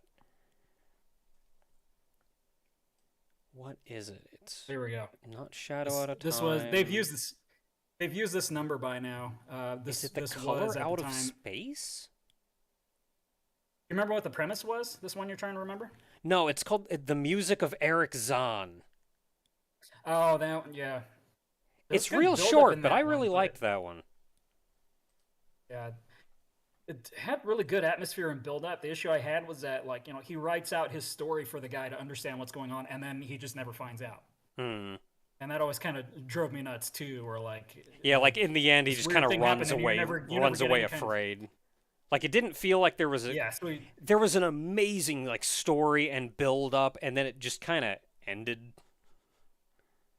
yeah, and you don't understand any of that. And those are some of the ones he did that kind of irritated me too. Or like the Unnameable has this whole build up of like this thing being the Unnameable, but it's it's literally they don't tell you what it is. They don't do anything with it. They just call it the Unnameable. There's no answers. Like give me something. You don't have to answer all the questions, but give me something. Don't just keep it all vague. Yeah, I So that feel one like with the is it one of the Randolph Carter ones where he had that friend that had the radio had the radio wire spool, and he was going down into the crypt to see what was in there, and all he gets back is like, "Oh my God, it's awful! It's unbelievable! Close the door! No, I can't describe it! Close the door and get away from here!" You don't get anything from that. Just this guy's reaction to him. He keeps saying, "It's so horrible! Tell me why it's horrible! Show me something!" Yeah, and I think a lot of Lovecraft's, a fair amount of Lovecraft's horror came from the fact that he was just kind of afraid of things that he didn't know. Yeah, so I mean, he was definitely working off of the fear of the unknown, but some ways, and I think he was still kind of figuring out how to use that properly in a scary story. Because I think some of those earlier ones are the ones that I'm talking about, where he really didn't give you much of a payoff. But then some later ones, like the Dunwich Horror and the Color Out of Space, Shadow over Innsmouth, all those ones that really kind of like, they give you a payoff, and it's actually a really frightening payoff. Mm-hmm. And they keep it vague enough where like everyone imagines how horrible these things look in their own mind differently. But they give you enough answers where like you're satisfied by the end of the story. Yeah, and even like Shadow over Innsmouth, like you see the monsters, you see what's going on, and how horrible everything is, how horrible it is for that guy to be in that position, and then an even like kind of creepier final ending to the whole thing. But you're also you see the monsters by the end, but that's not the payoff. yeah, and then you have that at the end. But like the biggest thing is you still have no real answers. Like, yeah, it was horrible, but you don't really know what was going on. Well, I mean, you know what's going on. You don't know if it was actually resolved. Like, did they really bomb the city and these things are gone, or are they still around there? Are there still more of them out there? Yeah, or even like, what are these things? What's going on with them? What's their story? You don't know. It's just city full of creepy guys. And they talk about like the ocean and whatever, but he leaves it open enough, but he gives you just enough answers to be satisfied with it, but he doesn't answer absolutely everything. Yeah. And then like the very end, like you don't really know what happened, but like, oh, that was a good payoff. When like he just spent the whole story being terrified of these things. And then how quick the turnaround was to him like just walking into the ocean. Yeah. And after you get to that big, what you think is the payoff, and then you're still reading, like, wait, is the story still going? I thought we resolved. Oh no! Oh no! Oh no! Oh no! One of the things, and that I like he just like he just got ate up too, just he just threw himself into it. He was like, oh, whatever, this is my life now. Yeah, just threw himself into it. There wasn't a lot of, like, as he went into it, he just owned it, instead of just, like, oh, I don't know if I should or not, this could be bad, but maybe I should. Instead, he's just like, praise Cthulhu! This isn't so bad, guys. I think this is kind of nice, actually. I'm gonna get my brother out of the asylum, we're gonna go home together. Yeah, gonna be a good time. That was one of my favorite things about Lovecraft, was that a lot of this stuff, you see a lot of scary stories that are like morality tales where, and they're good too, where bad things happen to someone because of their own machinations. Pretty much any Tales from the Crypt story is a horror happens to someone because they brought it on themselves. Yeah, like maybe they did something like kind of bad early on, and then they pay for it later. Yeah, or cases like Evil Dead, where like, why did you play the recording of the ritual words being said from the book? Now the demons are after you. You should have turned it off, or you shouldn't have done the ritual. Now everything's trying to kill you because you woke the dead up. But in, say, the Shadow Out of Time, this guy's just minding his own business. He's got a wife. He's got 3 kids. He's got a great job at a university. Everything's great. Boom! Out of nowhere, he gets his brain hijacked by an alien. And he gets locked in an asylum because he's acting weird. And that's rough. His life is ruined, and his family's ruined, and his career is ruined. He wakes up 3 years later back on Earth, and he's in an asylum. He has no idea what happened over the past 3 years, just that his life is over. Oh, He that's spends the rest of the story trying to pick up the pieces, figure out what happened to me in those 3 years. Why did I wake up in an asylum all of a sudden? yeah. Oh, that's rough, buddy. You can be minding your own business, and this awful cosmic thing just ruins your life, and there's nothing you can do about it. Yeah. Another good series that I have been listening to is the Magnus Archives, which is kind of a podcast. That sounds familiar. It's kind of a podcast, but it's not really. It's a fiction series. The general premise is the Magnus Archives is an institute, kind of like a library, where they hold records of all of these tales of people encountering the supernatural in one way or another. And the main guy kind of reads through these tales, a new one each episode, as he's like organizing the archives. And over the course of the series, you realize like there's a lot of interconnecting threads. There's a lot more going on behind the scenes than you think there is. Like in the very beginning, the main guy is even kind of skeptical. Like he listens to one and goes like, yeah, that's the story, but we don't really have any proof, and I don't know how reliable the narrator was on this one, so, And then by the end, he's just like, yep, I sure am in the nether space. Using my own weird psychic eldritch powers on people to make them tell me their stories.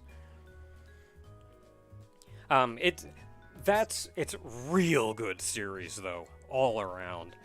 Yeah. But one thing I thought you were about. I thought that was the name of the analog one about the weird doubles that show up.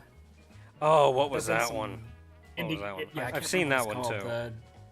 Manly Badass Hero played some of the games that were based on them, but I can't remember what it's called. Yeah, I thought that's what Magnus Archives was, but yeah, I've heard that one. Yeah, I've heard of that one. I can't remember what it was called though. But yeah, Magnus Archives is really good stuff though. I think one thing they did mention, or somebody mentioned, one of like, it's the Mandela catalog. Yeah. One thing that was mentioned in Magnus Archives by one of these horrors is, like, sometimes bad things just happen to people and it's not their fault. Sometimes a horror just picks somebody. What did they do? What did they do to deserve this? What step did they make wrong? What wrong decision did they make to lead them to this happening? And sometimes it's nothing. They're just unlucky. Yeah. I mean, that alone makes the story pretty scary. Just that they didn't do anything to bring this upon themselves. They just lost the alien mind swap lottery. Mm-hmm. Okay, back on game dev, I guess. It is Halloween. It's hard not to talk about spooky stuff. Yeah, and I've been getting interested in that stuff recently. Like, I've been watching, kind of horror game playthroughs. Not the big stuff, but like, you mentioned Manly earlier. Like, I've been watching all his stuff. Yeah, he plays a lot of really interesting ones. Yeah, a lot of real interesting things, too. Not just, like, standard schlock. I mean, sometimes it's standard schlock, but it owns that, and that's fine. I can't remember the name of the one with the killer nun, but that one looked pretty interesting. Yeah, the killer nun. It might actually just be called the nun. Or the killer nun. I think somebody one where you're the mailman. That one.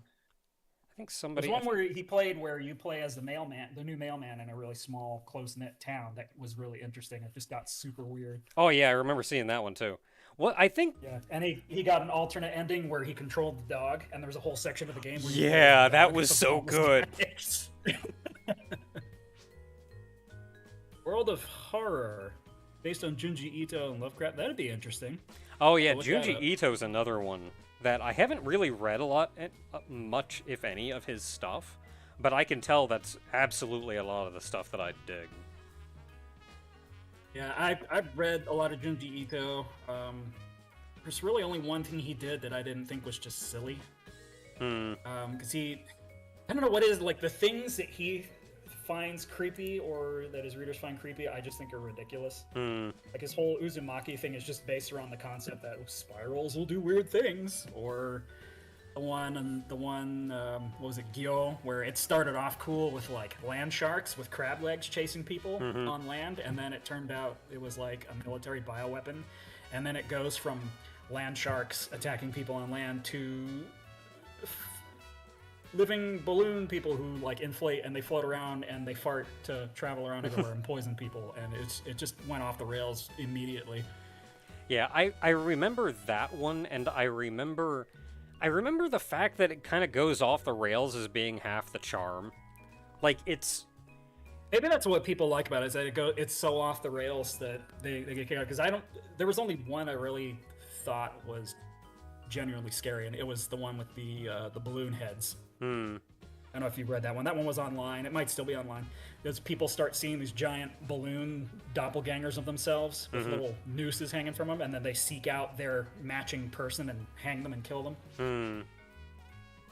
I like that a that lot one's of off the rails, but it actually gave me chills. That one. That's probably the only one that really freaked me out.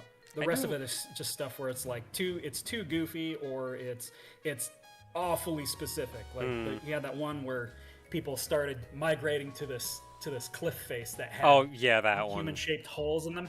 Yeah, like, and they were compelled to go into their hole. Like, well, that's awfully specific horror thing. Like, yeah, I'm never gonna run into a situation in real life where I'm like, oh, there's that hole is calling to me. I gotta cram myself into it. You know, it's like there's nothing relatable about it. It's just weird, and in a weird way that I find kind of goofy.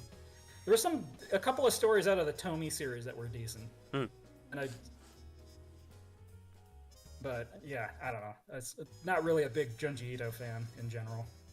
Yeah, I feel like some of it is kind of riding that line between like goofy and scary, even to the point where you can see something that your brain acknowledges is goofy, but given the scenario, it's still kind of scary, and that kind of adds something to it almost.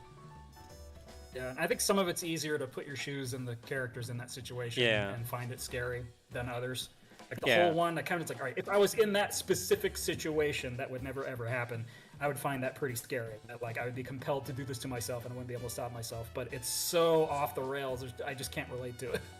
Yeah, and I think some of that, it's weird how the horror goes, because you can get stuff like that, which I feel like deals with larger concepts of like just kind of general compulsion and the feeling of I feel like I need to do this thing, even if I know that like it's going to have a bad effect. I still just kind of feel like I need to do it.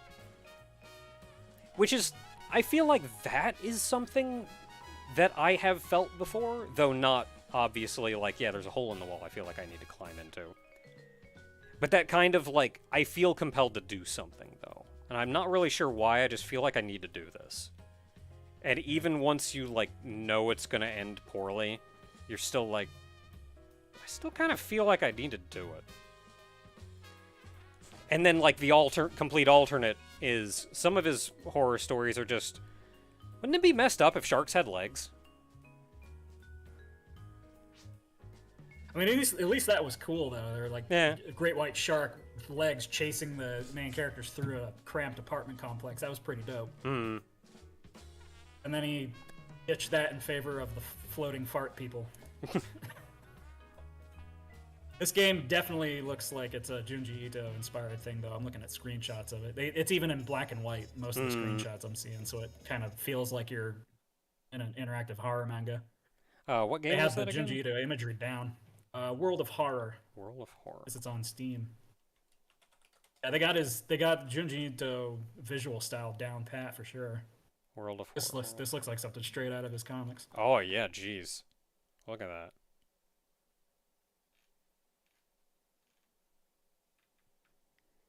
And like the art is a little goofy, but it's a little goofy in like a horrible way. It's very Junji Ito looking. Wish I knew the name of this manga artist. That someone had a blog online that they used to just have a whole bunch of their comic pages up, and they'd do these like 1 to 2 page horror mini comics that were just little. It was like a slice of life manga, except horrible things happened. Oh, Manly did do that. That 3 years ago. A lot of those I actually found scary, and I just don't know who the artist was. Just because it was that concept we were talking about a little while ago, with people just walking into these really awful situations with unexplainable, horrible things. Mm-hmm. But it wasn't so off the rails that I was like, this is awfully specific. I can't really put myself. It was more like what was a good one? There was one where it was this dude and his girlfriend having a stroll late at night down the beach, and they were talking, and then they think there's like, I used to come down here and watch for turtles. See, there's one now. And then they start to get freaked out because as it zooms in, you realize it's not a turtle that's floating on the waves. It's some kind of thing. You don't know what it is. That's like floating side. It's the head of this thing that's just popped out of the water and is just staring at them, but it's floating sideways. But it's staring right at them, and you have no idea what it is. Just this quick little, it's like, wait, did I really see that? Sort of things. Those actually scared me. But I don't know who the artist was. Did you ever play any horror games, like mini games or full games that people thought were really scary? Apart from like Five Nights at Freddy's, one way or the other, where you played it and you were like, I don't see what's so scary about this. I haven't played a ton. Jumped to mind immediately. I haven't played a ton, and I feel like I feel like a lot of the reason for that is this kind of thing interests me, but it interests me as an observer. Yeah. Like, kind of like how I wouldn't watch a horror movie, but I'd read the Wikipedia article plot summary of it. Almost. And kind of in that same vein, I haven't played a lot of games myself, but I enjoy watching others play them. And I think one reason I've enjoyed watching like Manly's videos lately is I like watching people play them, but I don't want to watch people freaking out about things. Like, just play the game. Yeah, Manly's generally pretty low key. Like, I don't know if much anything really scares. He can be startled, and I feel like I'm kind of the same way. Where yeah, I can be startled. Big monster jumps out at me, I'll go, ugh, jeez. But, like, the idea of being scared and just running away going, ah, I don't think I would ever do that. I am yet to find something that makes me do that. But, like, I can sure be startled, though. Yeah, I mean, anyone can be startled. That's why a lot of people hate jump scares, because it's not actually scary, it's just a cheap tactic. Yeah. I think that's a big issue with horror games in general, is that a lot of them are basically just Slender Man. Yeah. Like, you're wandering around. You're wandering around a dark place and eventually a jump scare gets you, or you're doing mundane tasks and then creepy stuff gradually stacks up until you get a jump scare at the end. And that's the thing that really bugs me too, is the what do they call it now? Mundane horror. It's a genre of indie games now where literally the game is just doing chores and eventually something spooky happens, and that makes me want to pull my hair out. Yeah, I don't know about that. Gotta give me more build-up than that. What? At least if you could make something that has really good atmosphere, at least they have that going for it. Oh, just thinking of jump scares now. We played through Alien Isolation, and this wasn't an intended jump scare, but it turned out that way. But I just remember playing through, while we were playing through, there was a bit where we're like listening to the vents, we're looking at the radar, we don't see anything, and there's a little bit of work we have to do on this one terminal, or whatever. So everything looks cool, so we do our work on that terminal. As soon as we're done with the terminal, we like stand up, turn around, and the friggin' alien is like 2-3 feet from us and just kind of walks by. And, like, me and Ogre were both playing, and it was just the turnaround, and it's just literally right there. and just it didn't see us. I have no idea how, because we're just standing up in the middle of a room. But it was And I just hear the like, those all right, last we're few safe, Alien and you turn games around haven't and he's had just the best there. AI, so. Kibatu says, the most that I get into scary stuff is if the mystery is engaging, so you're compelled to know more what's happening. If you've never seen the movie The Changeling from I think it's 1978, you should absolutely watch that for Halloween this year. It's basically the story that The Ring ripped off. But it focuses much more on atmosphere and less on just outright scaring you. And it's a really interesting supernatural mystery. But basically, The Ring follows exact same plot points. It's just The Changeling does it better, and it feels less hokey. I think it's 1978. It's George C. Scott is the lead actor in it. So, but yeah, look that one up. I think you really like it if you like compelling, spooky mystery stuff. It's generally considered one of the best haunting movies of all time, and not a lot of people talk about it.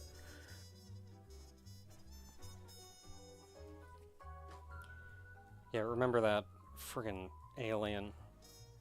Because it's in a video, of course. It was me and Ogre were playing at the same time. And it was just, we turn around, both of us scream. And I, like, by reaction, hit the escape button to pause the game. And I think Ogre got hit by it harder than I did. Because, like, I, of course, had the initial jolt of, like, I was not expecting to turn around and see the alien right there. When I thought we were safe. But it was just like, panic, hit the button, we stop, and we're just, you good? Yeah, I'm sure a lot of that stuff is more fun when you have friends playing it with you. Yeah. Too. I don't think that's a game that I would have think enjoyed. some of them are probably, some of them probably, like especially spooky games particularly, would probably be a lot more effective if you're playing them by yourself, because the isolation helps unnerve you.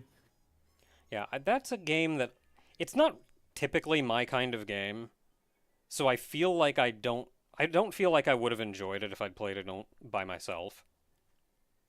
Yeah. But there's a lot of things that, like, I think there's a lot of things that having somebody else there does help with beyond, like, there's kind of a rule of thumb that is everything is more fun with friends. So you see a game advertised, like, more fun with friends. Yeah, so is watching paint dry. Everything is more fun with friends. But I think there are some things that, like, even if it's not necessarily co-op, like Alien Isolation is a single-player game, but playing it with him there made that a much more enjoyable experience. Yeah. There's some things I prefer to do by myself first, mainly watching movies. Because, like, everything's more fun with friends, except your friends are noisy and they're always wisecracking during movies. You can't really get into it if you like getting into the movie. So I'll watch a movie myself first, and then I'll watch it with other people if I think, like, oh, this will be a good one to watch with friends. I had shown my group of friends from high school John Carpenter's The Thing. None of them had seen it before. I was the only one who'd seen this movie before. So while they're watching the movie, there's like 5 of us. I'm watching them for their reactions through the whole movie, because I know this movie like the back of my hand. When they get to the defibrillator scene, my friend Derek shot 10 feet out of his chair. It was glorious.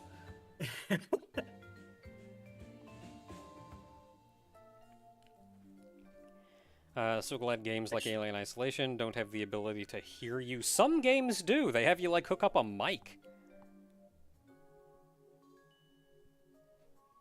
I half wonder if for Alien Isolation it's the AI, because last couple Alien games I think didn't have the best pathfinding and AI and stuff.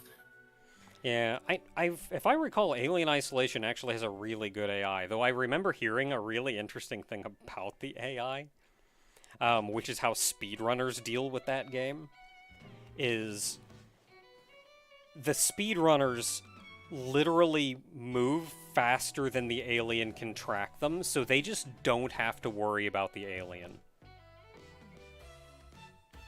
Like, how the alien's AI works is, if it's in the same area as you, then it is given, like, kind of hints as to where you are, so it'll, like, move closer to you and start putting pressure on you. But while it's doing that, if you're just sprinting full speed, you will get out of its range before it has a chance to do anything. And then, like, the overarching AI goes, okay, the player is outside of the alien's range, so it just teleports the alien back in range of you. But now that it's just been freshly teleported in range of you, it has to figure out where you are and get its clues and figure out how to approach you. And by the time it's figured that out, you have sprinted out of its range again. And for a casual player, this is really hard to do because, like, the slightest delay and it will catch up to you, and you just made a lot of noise, so it will find you very fast. But I just thought it was hilarious that for speedrunners, they just outrun the alien. The whole game, the alien is just going, I just can't find this guy!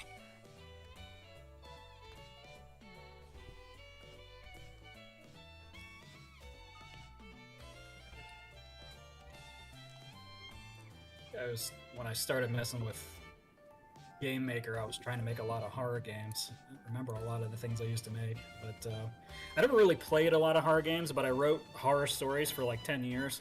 So I learned when you want to get better as a writer, one of the best advice you can get is specializing in a specific genre. And I just went with horror because I grew up reading scary story anthologies, so I got really big on writing a lot of short horror stories. And then I was developing a lot of little horror games on GameJolt too.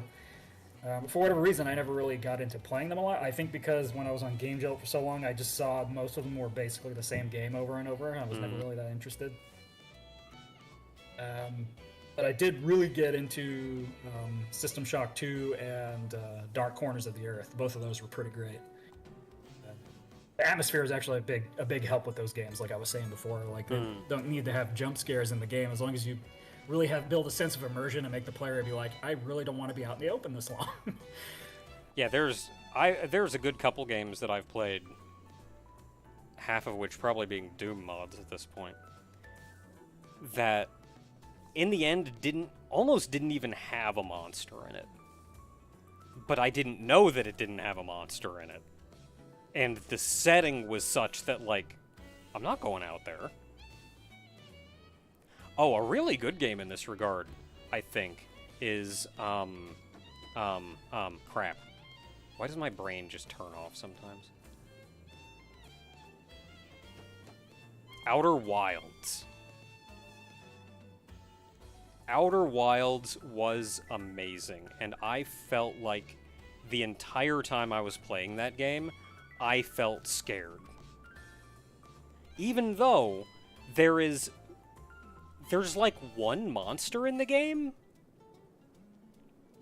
and he's in a pre-designated little place where he will always be, and you can see them coming. In fact, that's kind of the point. It's pretty highly stylized, too. But, like, I still spent so much of that game just scared. Like, I'm not going out there. I'm not going in that water. I'm not going to swim down there. Where do you want me to go? I'm not doing that. I don't even really know what I'm... Game, any game that involves exploring the ocean, that's my reaction. It's like, I'm not going down there. I'm not doing that. Sharks and squids and Cthulhu's down there, man. Like, I don't really even know what I was scared of, oftentimes. I do know one of the first things I did, though, was I started, because I streamed it, and I started by saying one of the greatest fears is the fear of the unknown. So the first thing that I'm going to do is find the unknown. I'm going to jettison myself out into space and kill myself in as many creative ways as I possibly can. So I know what I'm up against. Know the unknown. Know the unknown. I do know what webcomic you're talking about, Kibatu. It's you scroll through it and it's like a normal webcomic, and there's a couple of points where it'll trigger an auto scroll to make the monster animate in certain frames. But they don't tell you it's going to do that when you start reading it. It's just like, it seems like it's a normal webcomic.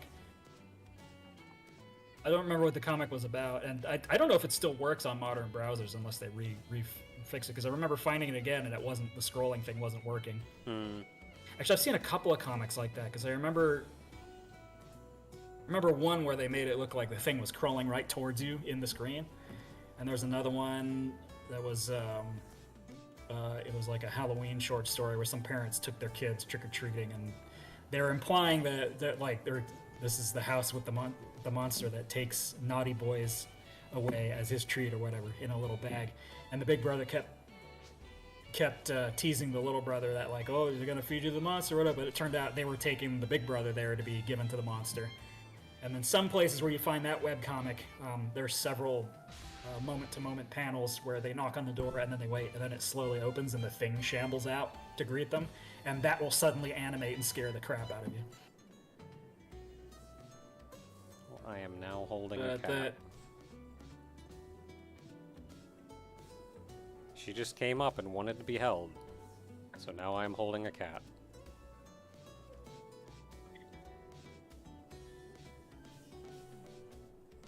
I thought you'd been holding that cat since we started.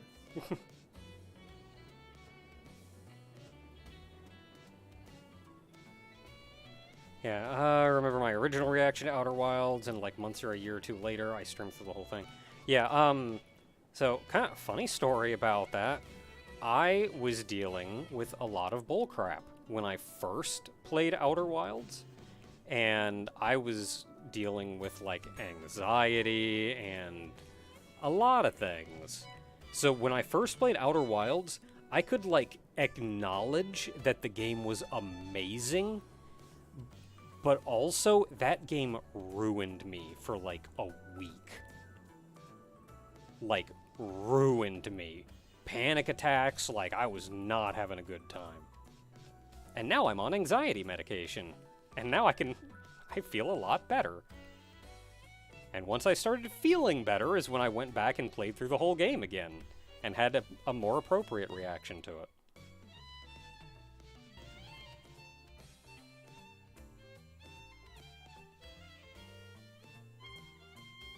I found that SCP I wrote years ago. Still have it on here. SCP-3342 is a white marble statue, approximately 260 centimeters tall, depicting a somber Virgin Mary holding... No, I didn't submit it. I just wrote it as an exercise. Depicting a somber Virgin Mary holding a crown of thorns to her chest, originally discovered outside a small church in data expunged. Unlike most Virgin Mary statues, SCP-3342's mouth is partially open. When approached by a human subject, SCP-3342 may emit a torrent of pungent green liquid from its mouth at anywhere from 100 to 280 psi. It continues emitting the stream for as long as the subject is within range. The SCP does not appear to follow its targets when they move, but the force of the liquid is enough to injure or even kill the subject if unprepared. The substance is green, oily, carries a pungent odor comparable to bile, and leaves permanent green stains on clothing. Tests have revealed that the SCP is solid marble with no visible internal organs or machinery. The vomitus is neither corrosive nor toxic. Over 300 volunteers of different age, gender, and background participated in interactive experiments with the SCP. Out of those subjects, 182 were assaulted, most seemingly at random. 11 of the 182 were assaulted while attempting to pray at the foot of the SCP. 12 were assaulted upon making eye contact with the SCP. 58 subjects, including 10 of the 11 mentioned above, were devout Catholics or raised in Catholic homes. These subjects were assaulted with streams nearly reaching 300 psi, resulting in the deaths of 3. Post-experiment polls showed 83% of assaulted subjects had been thinking of religious subjects or subjects that constituted one or more of the 7 deadly sins, or were otherwise under great stress at the time of their interaction with the SCP. All assaulted subjects reported hearing a distant choir shortly before the assault. When contained or when approached by subjects or personnel who have undergone mental relaxation procedure 3342, the SCP does not emit vomitus. Addendum 33421, further testing has revealed that the SCP will fire upon any non-human subject larger than a hummingbird. Basically, I just thought it would be funny if there was an SCP about a vomiting Virgin Mary statue, and I just wrote it. It's so stupid. Yeah, permanent stains? The horror. Permanent stains and broken ribs.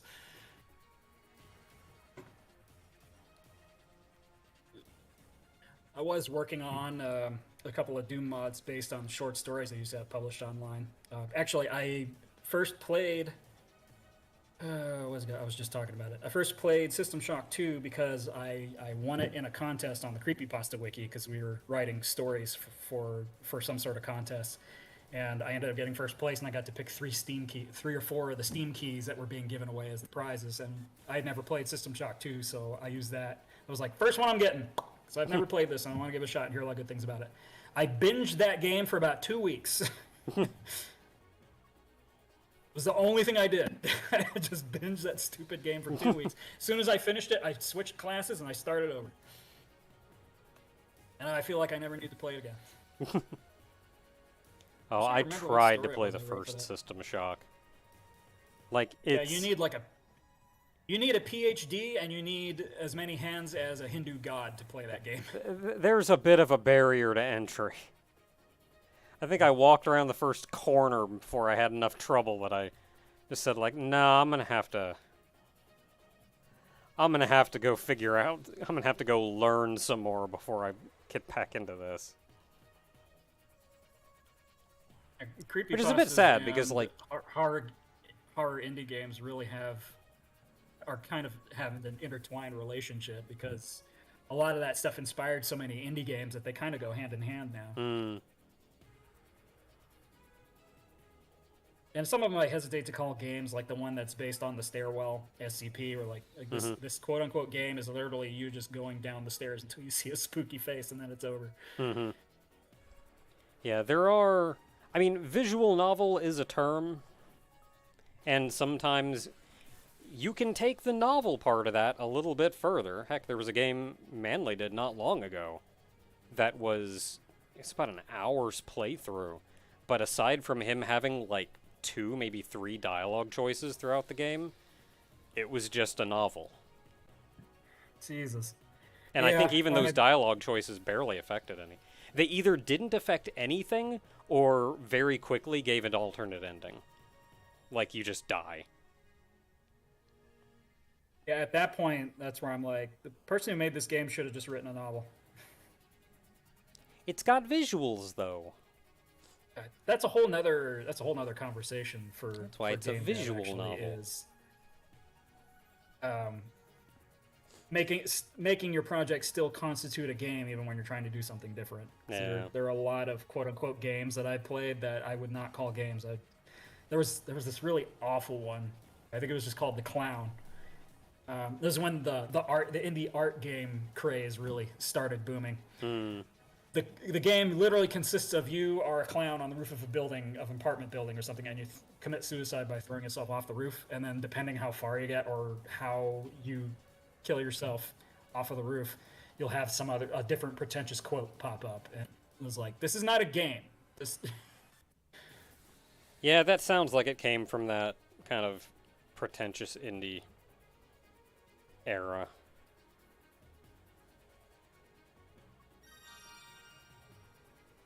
Of the Godzilla NES creepypasta. Oosh. That one was... Full disclosure, that Godzilla NES creepypasta is one of the worst creepypastas I've ever laid eyes on. I feel like a lot of creepypastas really crap the bed right near, like, at the end. And I feel like that Godzilla one was one of them. Doesn't take them that long. I mean, at the very least, if the Godzilla creepypasta... First of all, it's too long. Secondly, there's no reason for him to continue playing this game that's clearly freaking him out, which is a staple of every haunted game creepypasta ever written. Yeah. Barring one that I thought was actually really good. And I'll have to go back to my profile on Creepypasta Wiki if it's still there to remember the title of it. But and third, it does not even try to make the custom sprites match the game that he's making, that they're supposedly appearing in. They don't even have the same resolution or anything like that. You know, if he'd done that and all this creepy stuff was still the same resolution and color palette, I would, or at least maybe not color palette because it's supernatural, but at least the same resolution. At least the screenshots would be really cool. Yeah. But it's very clearly like doctored screenshots, so it just doesn't. Yeah, I think what got me was like the introduction and the base premise, I thought like, okay, I can get behind this. But the way I say it, like, it always craps the bed, is on one hand, they make the main character into like an actual hero and let them fight back and be victorious.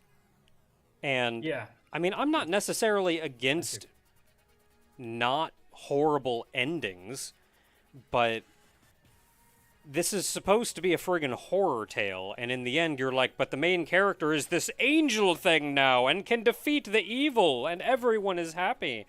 No, stop doing that. I also think another thing is, and this isn't like objectively bad, but I feel like it's way overdone, is making these things tie too directly to the person using it. Like with the Godzilla one, where it starts talking about like, oh, his girlfriend or whatever that got hit by a car and died, and that ends up being this big thing throughout the series. Like, can't you just make a horrible game? That's another thing too. It's not just one creepypasta. It's a series. Like this thing's novel length, and this concept does not lend itself to a novel length story. Especially, certainly not if you're trying to make something scary. Pale Luna was the one I was thinking of. That's an example of a haunted game story creepypasta that's actually good. Like that. Pale Luna is chilling, and it's extremely well written. I have a whole list of creepypastas I thought were actually good on my creepypasta wiki profile that I recommend to people. And I added that one to it as soon as I read it because it was so good.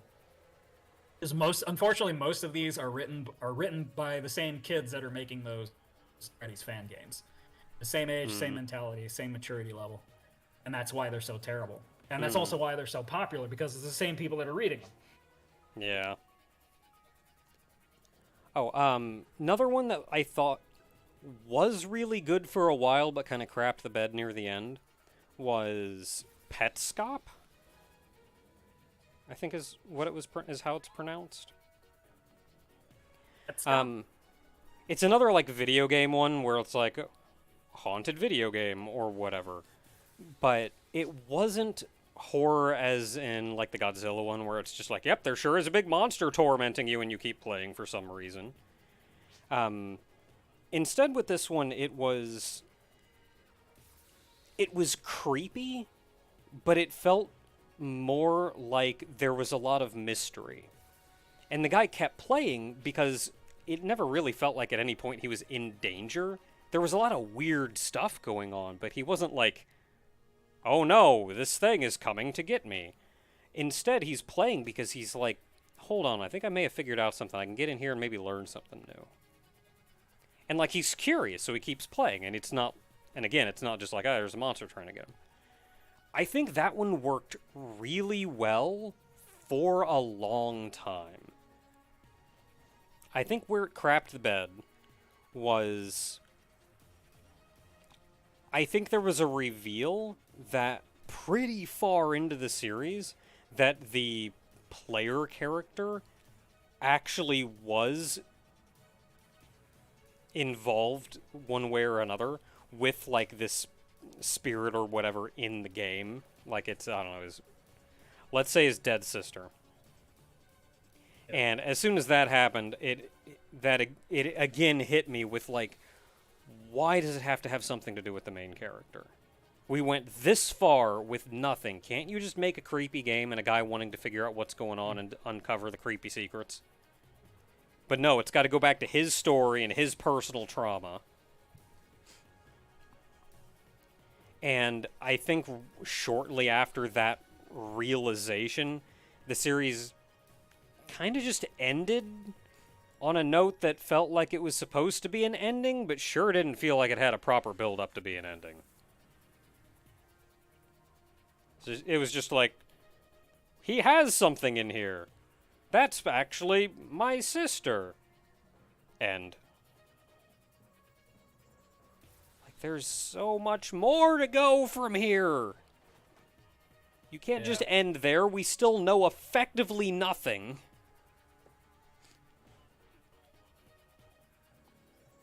I think they probably didn't like me very much on the Creepypasta Wiki because it eventually got to a point seeing that kind of stuff so many times where I was knocking the genre everywhere I went on the wiki where people are writing stories in the genre because I was so sick of all the same crap. The cliffhanger endings. It almost wasn't even a cliffhanger ending. Like, it feels like they were trying to make a proper ending that felt like an ending. It didn't feel like they were trying to make a cliffhanger. They just also didn't resolve anything.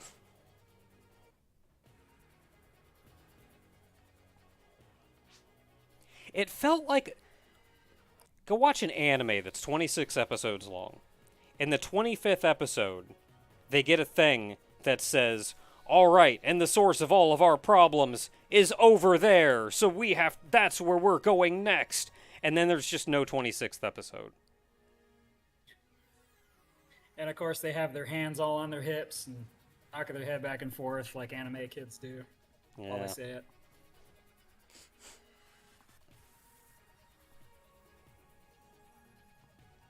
I do admire a lot of the work that goes into these, though, because, like, with Petscop, that's a game. Like, he's using it to make horror videos, but he effectively made a game when... Like, so he could play through it for these videos. Yeah, or Dragon Ball Z when Goku got to Namek, just that's it. Everybody's getting wrecked by the Ginyu Force. Goku lands. Alright. End. There was some point where I thought that happened with Dianea House. That's another one of those analog horror stories you were talking about the house that eats people. It's like there's the build up to the first guy actually going to the house and then something bad happening to him, and then it moves on to the next narrator. By the time it moves on to the next narrator, it started, I can't remember what, it started doing something with the story where I was just like, right, maybe it's just it overstayed its welcome. I was like, you should have just ended it there and it would have been great, but no, these guys don't know any better. They just keep going, and they run it into the ground. That's kind of how Monument Mythos felt to me after a while. Like, it had a real neat intro, real neat premise, and I'm like, I can get behind this. And they pull some creepy stuff out here and there. And then it felt like half the creepy stuff they introduced, they never really resolved. And then the stuff that they did resolve, they just committed to and started the story going about that. And introducing new little mysteries and whatnot going down the line. And I'm like, yeah, but you're not talking about what I was originally interested in anymore, and you're not addressing that, and this isn't really even horror anymore. You just kind of want to tell a story that's now never-ending. I felt like if this was 3 seasons long, if you could have cut it at the end of season 1 and just given me an actual ending, I'd be real cool. A lot of times that's what projects need to do. They need to just snip it off and move on to something else. Yeah. For a time, I was trying to do the same thing with my own stuff. Where like I eventually there was some sort of weird copyright issue with the Creepypasta Wiki where they're like, hey, it turns out, we said you could choose what kind of copyright license you want for the stuff you upload here. It turns out that's not true. Everything goes under Creative Commons, and anyone can just use your stuff however they want. So I was like, yoink, took all my stuff down. Oh. And at the time, fortunately, I had a friend who was one of the mods there, so he was able to completely delete them and not just re-edit them, but people can still go look at the old version. He just completely took them off the wiki. And I've been trying to figure out what to do with them ever since, and one of the things I tried experimenting with was making spooky games based on them. I just linked you in Discord a couple of little video clips of one that I never finished using the Doom engine. And actually tried working on a couple to see if I could do some kind of an anthology horror indie game thing with them, but right now that's all I have is like stuff I made in Doom as kind of prototypes. Ideally, I'd rather have someone who makes those kind of analog horror indie games, like the PlayStation's quality style ones that are really popular. Yeah. And just have them make a new engine from scratch where you can do pretty much anything you want. But I really liked the idea of doing one for the story I wrote called Carbon River because it's set in winter on Mount Rainier in heavy snow, and I love this. I love the atmosphere of being isolated in a snowy environment because it's really spooky. It's spooky and beautiful all at the same time. And I think I got as far as like having the first monster encounter show up. But I was trying to follow the original story as best I could while still making it a game, and that was kind of the thing I always had in the back of my mind. Whenever I tried messing with any kind of indie games, especially horror games, I didn't forget, like, I'm not ever gonna make one of those games where it's the people play it and they're like, why didn't you just write a novel? Because this isn't a game. It's like there has to be something interactive and some sort of a goal to reach for it to be a game. Otherwise, it's not a game. It's just a pretentious piece of art. Yeah. The best I can think is like if you have a game that doesn't have an ultimate goal as a game, at least make it something like a walking simulator, like something where here's something that allows you to immerse yourself in a weird atmosphere, in a weird environment for however long you want to stay there. Yeah, do you want to make a game or do you want to make a movie? Yeah, so at least if it's not going to be a game, make it something that immerses the player and creates an interactive experience that... Because getting that connection to the game is part of what makes the horror functional. Like, yeah, you can make a movie that tells your story, sure, but like getting the player to have that connection to it makes the horror that much like stronger. I'm trying to think of what the distinction is, because I know I've just talked about like if your game isn't actually a game, there's no point. You need to make something else. But then at the same time, you also had it's like early virtual reality. There wasn't the like in the 80s and 90s, really early attempts at virtual reality were really just an attempt to immerse someone in an environment that doesn't exist. And I'm on the fence of at what point do I consider that an acceptable purpose for a game, and at what point do I draw a line and say it like, no, just there's no point to this, just make a game or do something else. And I guess simulations are a thing. Well, I mean, yeah, simulations are pretty popular. Like even you have like flight sims where there's not really a game per se, but it's meant to simulate flying in a plane and doing all the procedures and stuff for takeoff and landing and not crashing into a mountain. Truck simulators. So I guess so I guess at the very least, if you can't make a game, make a simulator. Yeah. Don't do like a pretentious piece of art, and please don't do a visual novel. I think that's part of the issues I had with JRPGs. My brother was big on JRPGs. That was his favorite thing to play when we were growing up together. I can never stand them. I basically summarize them as visual novels and math homework crossed together. Yeah, I feel like they're kind of forcing you down the same road with the same character every time, and the developer is forcing you to experience their story, and you don't really have a lot of choice in it, and there's a lot of grinding and number crunching. And they call it an RPG, but is it really? Are you really role playing anything? Elder Scrolls is an RPG. That's a role playing game. Yeah, I feel like JRPGs, just as a genre, I genuinely enjoy them, but like I have to have a story that I can get attached to and a character that I can give a crap about. There's Tales of the Abyss, I think. I hated the main character of that game. And people told me, like, yeah, he's supposed to be kind of a jerk in the beginning.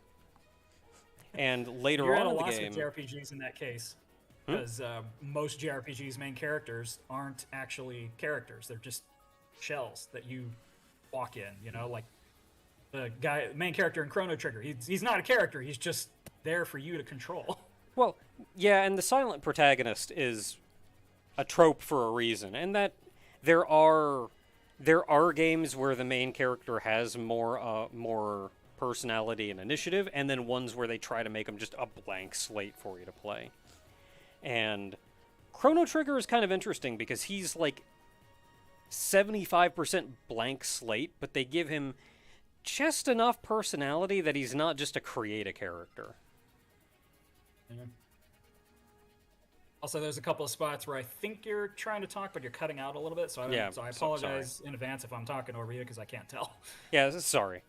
I think it was Tales of the Abyss where the main character, I hated him, and I think some of the people, I heard some people saying that like, yeah, he's kind of rough at the start, but a lot of the plot of the game is him being that rough at the start and then growing into be more of a proper hero or whatever later on.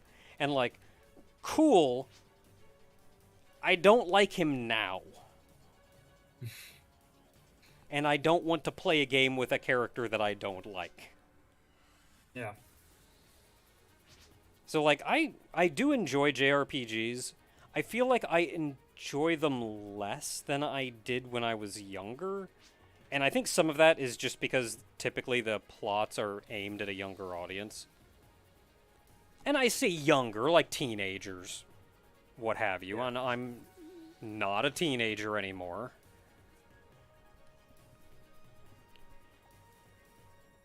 Yeah, we're not teenagers anymore, thank God. Yeah. So I don't, but I do still enjoy them. But they have to have like a plot and characters that I can get behind caring about. There are a lot of One RPG JRPG Maker games though that are rough. And I think a lot of that's You don't because they're say. being, and I feel like a lot of that's because the people who are enthusiastic enough to make them are usually that teenage crowd that just wants their I'm so cool and edgy OC to show up and beat people up, or to have like a real big angsty story. And like, I am long beyond being able to care about teenagers doing teenager crap. I can't take it anymore. Oh, so the Breakfast Club doesn't resonate with you?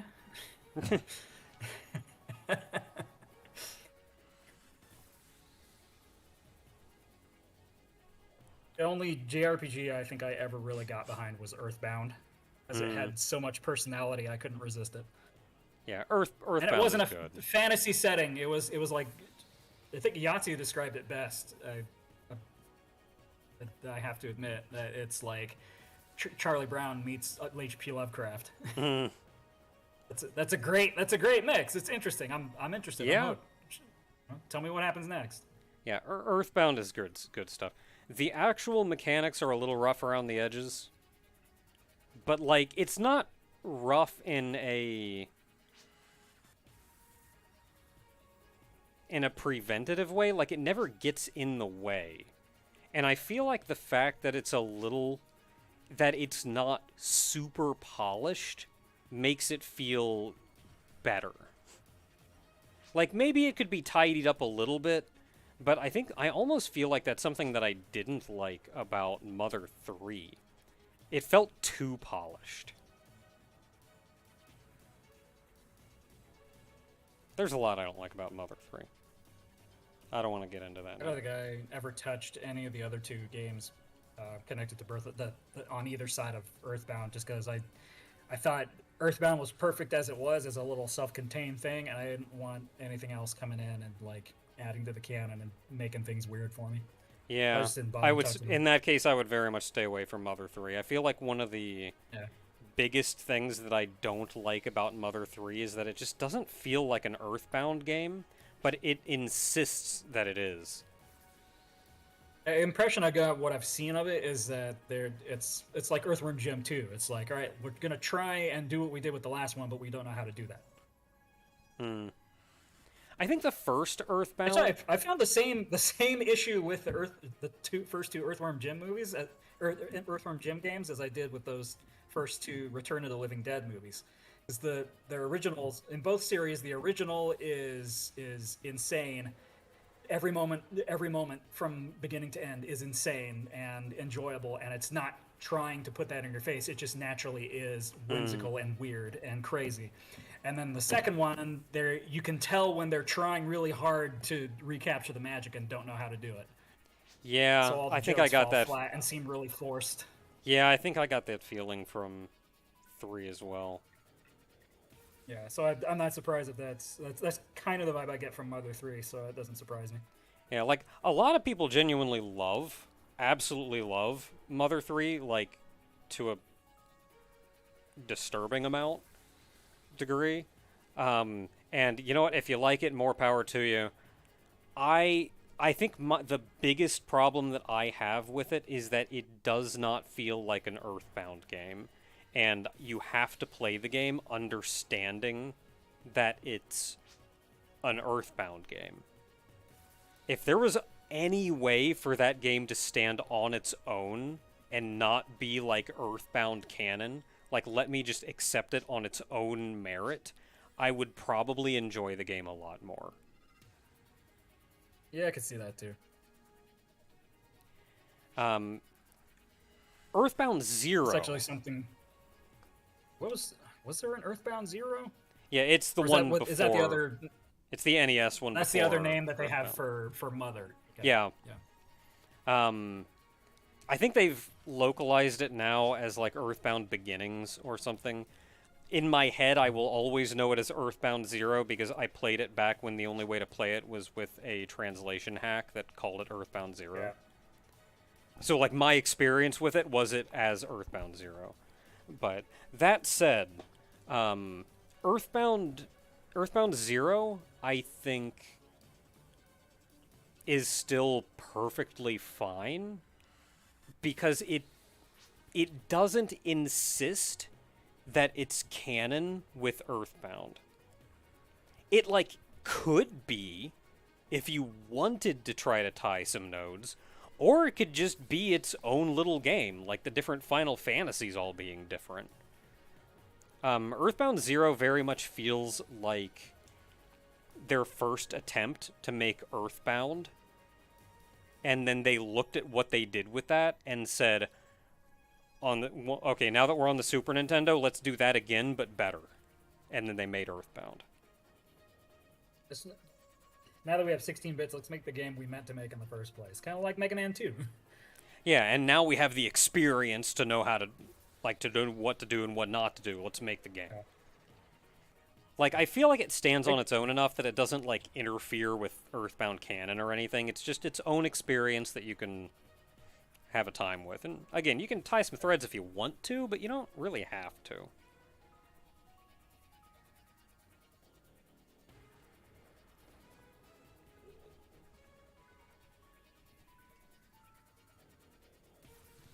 Yeah, let's see here. Mega Man 2 is my favorite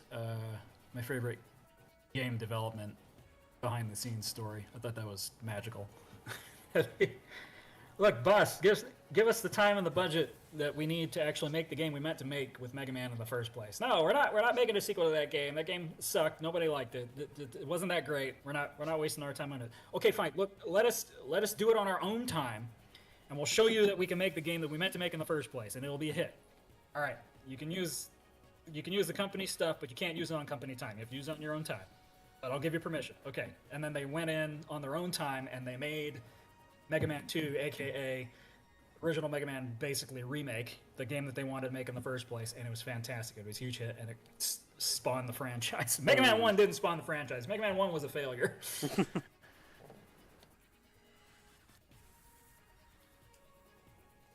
That's still my favorite of the whole series, too, I think. Yeah, like, 2 did everything right. And after Nothing that... Left to Wish is using the special weapons on their respective robot masters didn't take off, like, a whole bar instead of half a bar. It wrecked them. That's one thing I like. You figure that out. You figure out that weakness, just kill them with it. Like, I figured out their weakness. I don't want to still have a challenge. Well, not even that, but just, like, it takes so long to kill them normally, and it doesn't take any less time to kill them with the special weapon. What's the point? Mm-hmm. I mean, admittedly, Metal Blade kind of being everything's weakness was maybe a bit much. Yeah.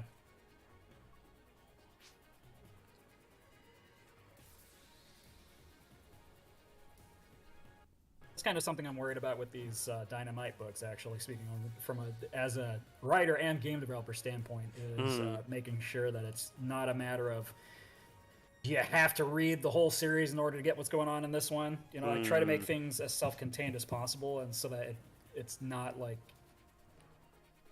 I don't know. I have kind of a love-hate relationship with series in general, video games, writing, you name it, where I like the idea of putting the same protagonist through a bunch of different situations, and you kind of develop the reader, player, whatever, kind of develops a relationship with the main character because they're like, oh yeah, this character's got a new adventure. This will be fun.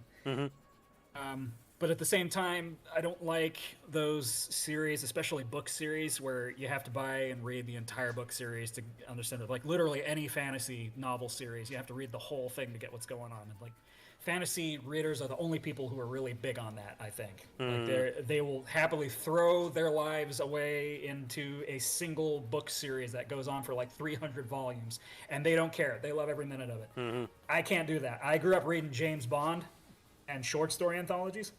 I want little bite-sized episodes that I can just pick up in any order whenever I'm on a long plane trip or something. I don't want to spend all of my free time in the same book series, and I don't want to have to buy every single volume in order to understand the story and appreciate it.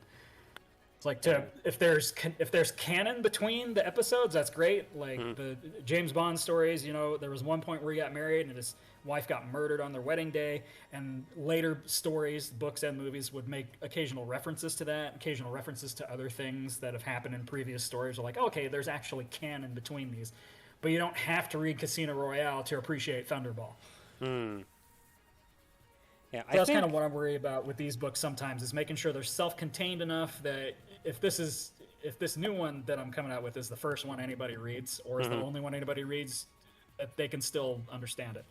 Forgiving some weird gimmicks that I throw in the books, because they are game books, and I like to try and put some weird gimmicks in each one. Like this one actually has one section where she goes into the chemistry lab, and you get to mess around with mixing potions, and the number you punch into the potion machine tells you which page you turn to.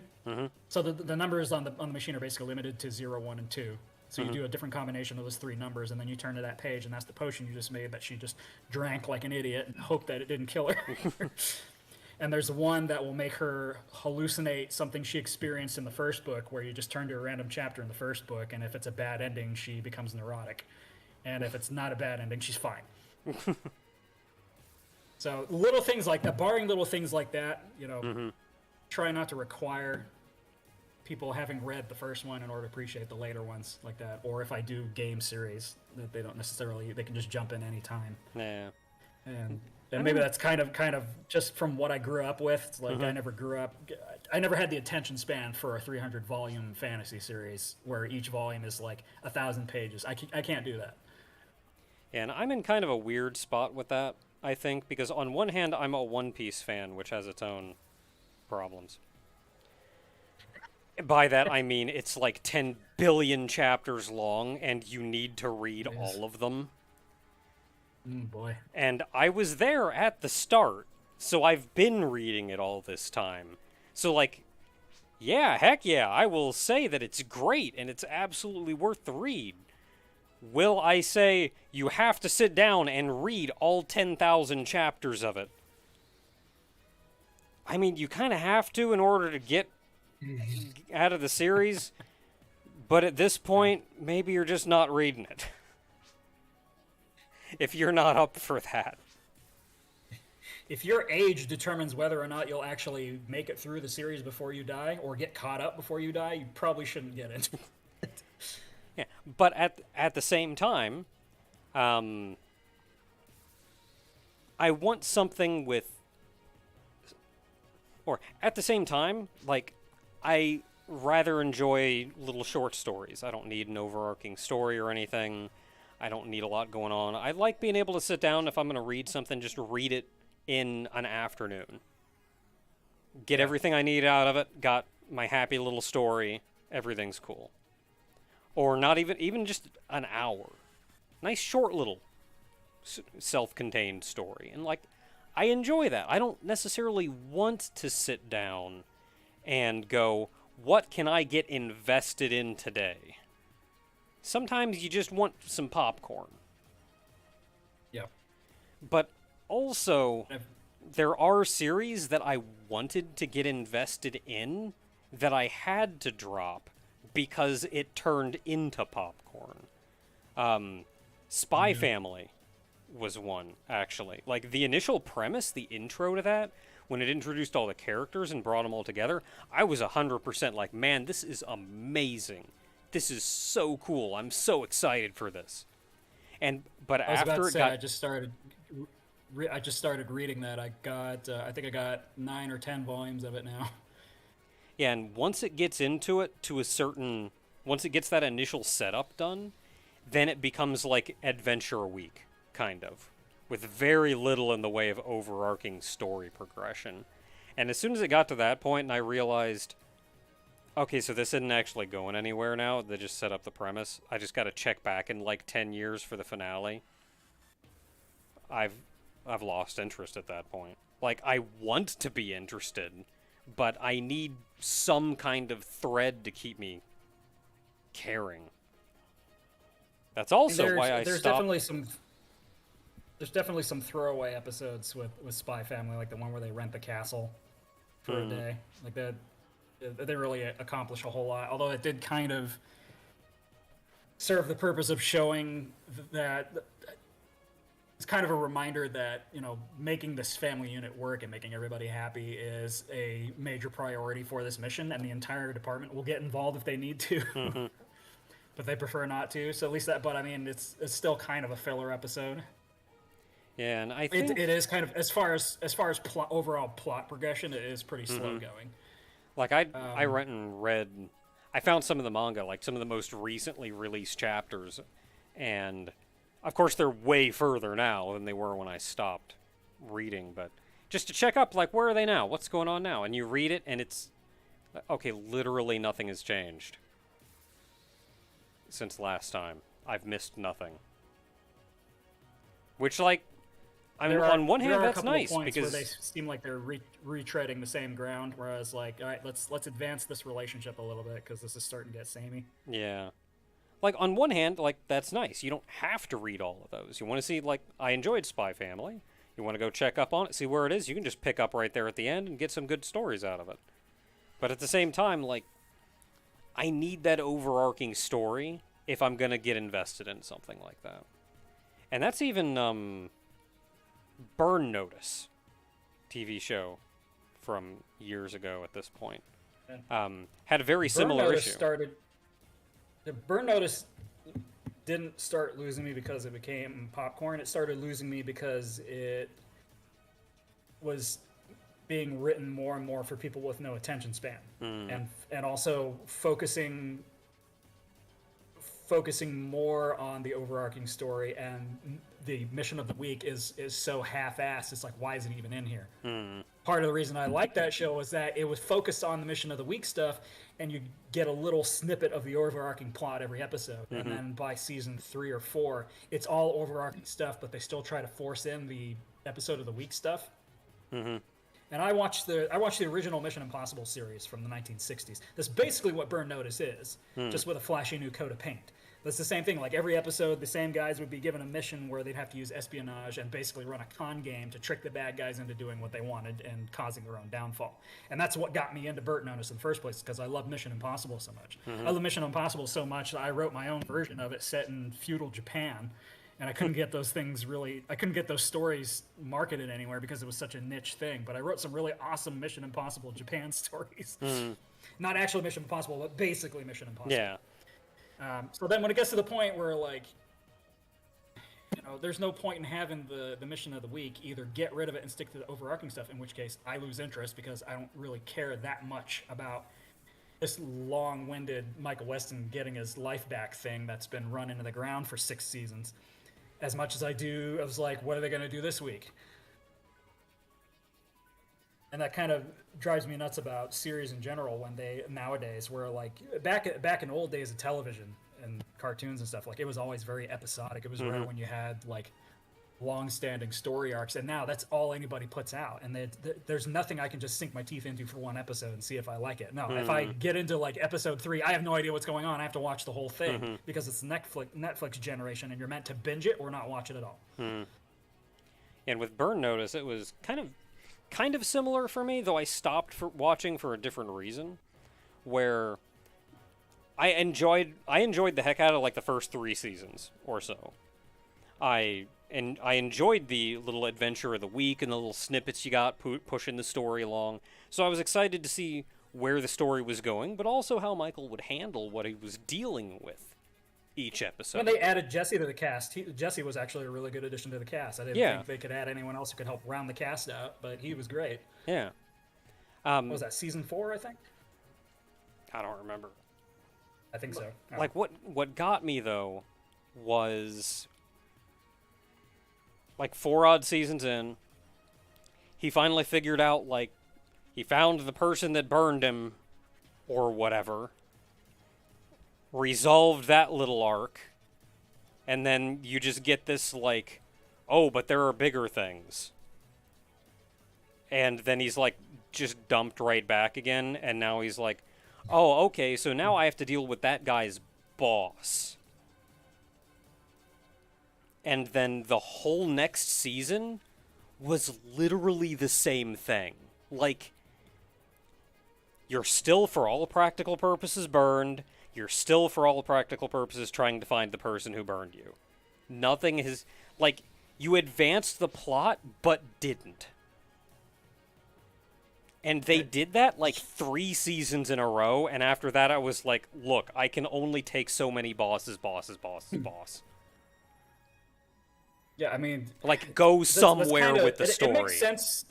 It makes sense to an extent where, like, you know, you always have the guy who answers to the guy who answers to the guy in spy networks and stuff. They're convoluted messes. It's got to make sense at the end of season 1. He finds a guy who technically signed the paper to burn him, but it was someone else's idea to make him burn him, so he was kind of irrelevant. And then he's dealing with the lady behind that for the whole second season. Yeah, it's kind of like what you said. I don't know if you ever watched The Mentalist, but they had a really bad issue with that, with the Red John stuff. Did you ever watch that show? I don't think I did. So it's a crime show. It's one of those many crime shows that I think I've heard of it. Make fun of mom and dad for watching, where basically like all crime shows from the last 23 years have been basically the criminal investigation unit gets this really quirky guy with this really quirky gift that he uses to help solve crimes and has to deal with an asshole partner cop who always puts up with his antics. Yeah. That's every crime show from the last 23 years. They just change the gimmick and the names of the characters. Occasionally they change the gender of the characters. Like sometimes the asshole cop is a chick. Sometimes it's a dude. Just depends. So the premise of The Mentalist, the gimmick is the guy grew up in a carnival and he's a fortune teller and a mentalist basically. So he can read people and pretend that he reads their minds. And he becomes really famous for it. He was based off of that guy who pretended he could talk to the dead and give people solace with their. I can't remember the guy's name, but you know who I'm talking about. He was on TV for. Wasn't there another show with almost this exact same premise? I mean, there are a lot of them, but White Collar, I think, is basically the same show, but it's more of a comedy, and it's not nearly as good. Not White Collar. It was a comedy. Maybe not for White sure. Collar, but. The one I'm thinking of was a comedy for sure. It was more goofy. Mentalist had humor, but the show was played straight, and the humor came from the characters' interactions with each other. It wasn't funny because it was a cartoon. It was called like some pun on the word psychic, I think. Was it just Psych? I think. Psych. Yeah. So it was basically like just when you were explaining that, I was like, that's literally Psych. Yeah, so there were 2 identical shows, except one was basically a cartoon, more in the lines of Castle, which was also basically a cartoon. And The Mentalist was played straight, but the characters had quirky, funny interactions that could make it funny, but it wasn't meant to be a comedy. It was just meant that this guy was an eccentric and a scoundrel, and you couldn't help laughing at the kind of stuff he would pull. Anyway, so he gets really famous on TV doing this gig, and they say something about the Red John serial killer who slaughters families, and he says something disparaging about the guy. He comes home that night and finds that Red John has paid his family a visit and murdered them all. He feels responsible for it, so the whole premise of the show is his redemption arc, helping the police solve crimes to make up for the fact that he got his family killed by being a jerk. And hopefully, in the process, he'll find clues leading him to Red John so he can bring him to justice once and for all. Every season, it's like Scooby-Doo is like, oh, we've unmasked Red John. No, that wasn't Red John. You didn't get him. Oh, we unmasked Red John. No, that wasn't Red John. You didn't get him. By season 6, even the people watching the show were so sick of it. The producers finally realized, okay, look, we got to wrap up this Red John crap because our audience is going to ditch us, and they're fed up with it. So they do this half-assed wrap-up of the Red John thing partway into season 6. And they kill Red John, and they end it. And then they reboot the show midway through the season, and now he's in a different location, a different situation with a new team, and Red John's not a concern anymore. Halfway through a They season? didn't even wait to do it at the midway through season. They didn't Couldn't start make it that a mid- season end of finale or finish it. anything? No, they got a mid-season finale, and then they rebooted the show. So basically, I always tell people, all right, Mentalist is a great show if you stop at the end of season 3. Season 3 is where the Red John stuff should have ended, and it would have been a great ending to it. And they just couldn't let it die. And part of the issue, it goes back to my issue with modern television, the fact that it has to be this long, overarching story that you binge, where you have to watch every episode to get the full story. That causes these problems, where they don't know what the overarching story is going to be for the show now. Even though it's a crime a week show, they have to have the overarching story as priority. They don't know what to do, so they have to bring Red John back again and say that it's somebody else. So it's detrimental to television to always make your show an overarching, based around an overarching plot. Yeah, like, I feel like having an overarching plot is fine, give us something to tie each episode together, but especially if it turns into something like, well, the overarching plot is we're chasing this one guy, so we're just going to keep chasing him forever and ever and ever. Like, that's not an overarching plot. The plot's going nowhere. Or those, it's really popular in anime, I think, where they have the, and actually television in general, but you see it a lot in anime where either the character, the two main characters are built up like, oh, are they going to be a love interest? They're totally going to get together, and then it never ends up happening. Goodness. Or it finally happens, and then the spark from the show is gone. It's like, all right, they did it. I don't care about this show anymore. Yep. Like, and did so that. much of this problem is that people can't write a series that's as long as it needs to be. It's rare when you see that. That's part you should do is, like, you have the overarching plot. If your show depends on that too much, at some point you've got to conclude it because people are going to get sick of you dragging it out.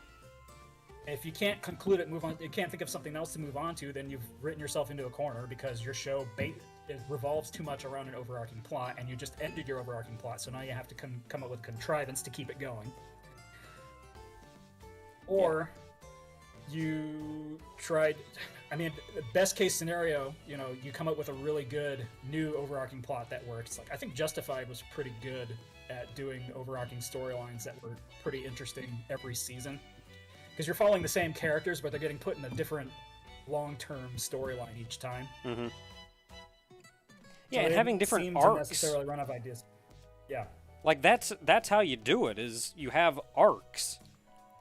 So yeah, you can be dealing with this one guy in an overarching thing for this season, or maybe even 2 seasons, or whatever. But, like, instead of just relying on that forever, resolve it. Resolve it when it needs to organically end. And if the series needs to continue, start a new arc, introduce a new villain. Like, you really have to reboot the story. That's kind of a problem where, like, if it goes on too long, people get sick of it. If it gets resolved too early, it seems anticlimactic. And then you have to really, like, it's really only as good as your writing team. Like, the Justified writing team was some of the best on TV, if not the best on TV. Yeah. If they were writing The Mentalist, the Red John thing would never have been that big an issue. Mm-hmm. They Yeah, get like, stuck that has shows to be the like, thing, Life then- on Mars. Yeah, Life on Mars only ever ran one season, and then they capped it off because the overarching story was that he figures out, what it has to do with Mars and stuff. And then once they conclude that, there's literally nowhere else for the show to go. They have to cap it off. And end it. There's no way they can do a season 2. And they did, and they ended it, and then that was it. They moved on to something else, and that was great. But you can't do that with every show because your television's part of the reason you're doing television is to make money by generating viewers. Yeah. So you have to keep the shows going as long as you can, but the problem is, like, you don't want it to cut off too soon because then the viewers don't get enough. You don't want it to drag on too long because then they get sick of it. It gets repetitive. Or you can have that, like, overarching thread tying everything together, and then still have arcs underneath that, instead of resolving the overarching one. Stuff like the, Red John thing. You could have that just be kind of an in-the-background thing that's going on for a while, and then have arcs with other dudes that you deal with along the way. Like, even with One Piece, which I've mentioned before. With One Piece, yeah, the premise of the whole show is him getting to the end of the Grand Line and finding the One Piece. That's it. Every episode isn't him going, gotta get that One Piece, gotta get that One Piece. Like, no, you have whole arcs. Inuyasha never shutting up every episode about, we gotta find those Shikon jewel shards.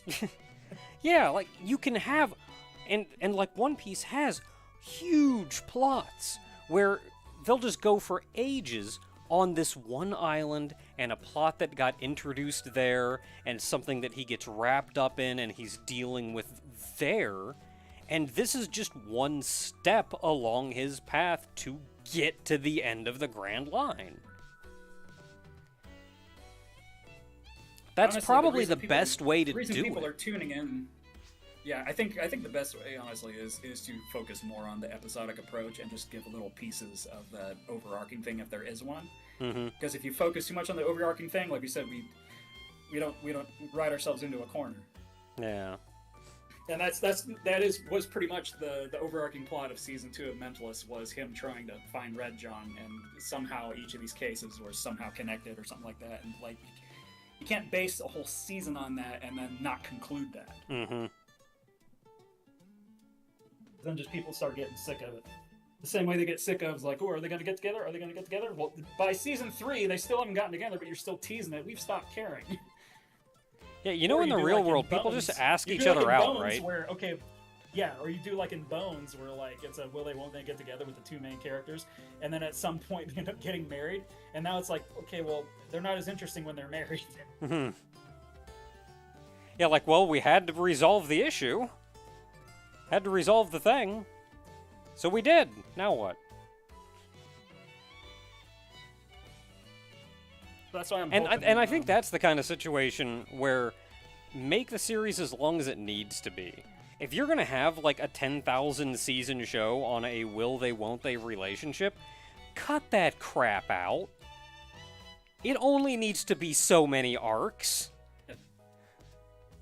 Just, if you're gonna do a storyline like that, do it like this: season 1, will they, won't they?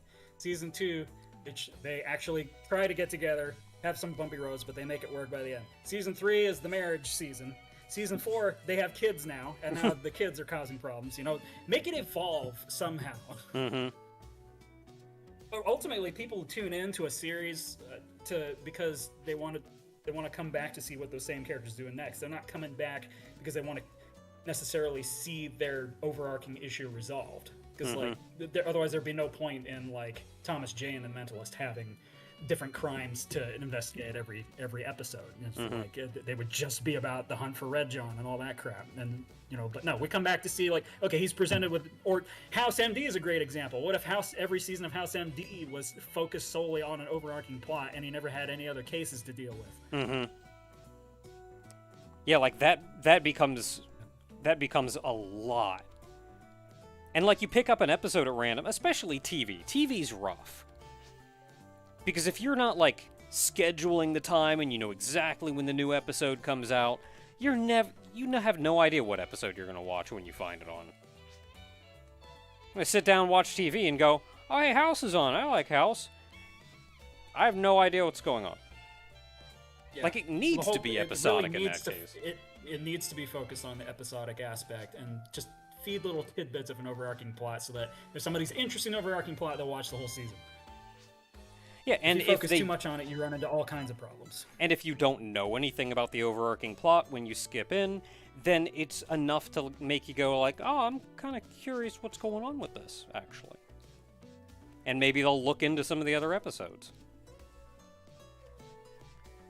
But, like, it can't be so much that they're just lost the whole episode. They gotta have an episode to watch. So I'm hoping I don't fall into any traps like that while I'm writing these books. Although the one trap I am noticing I'm finding is, like, from a game design standpoint, I've already established that these books have, like, puzzles and games in them, and just trying to come up with unique and interesting ones for each volume, for however many volumes I want to do, it's already proving to be kind of tough. I feel like that's one of the reasons. There are a lot of. Go ahead.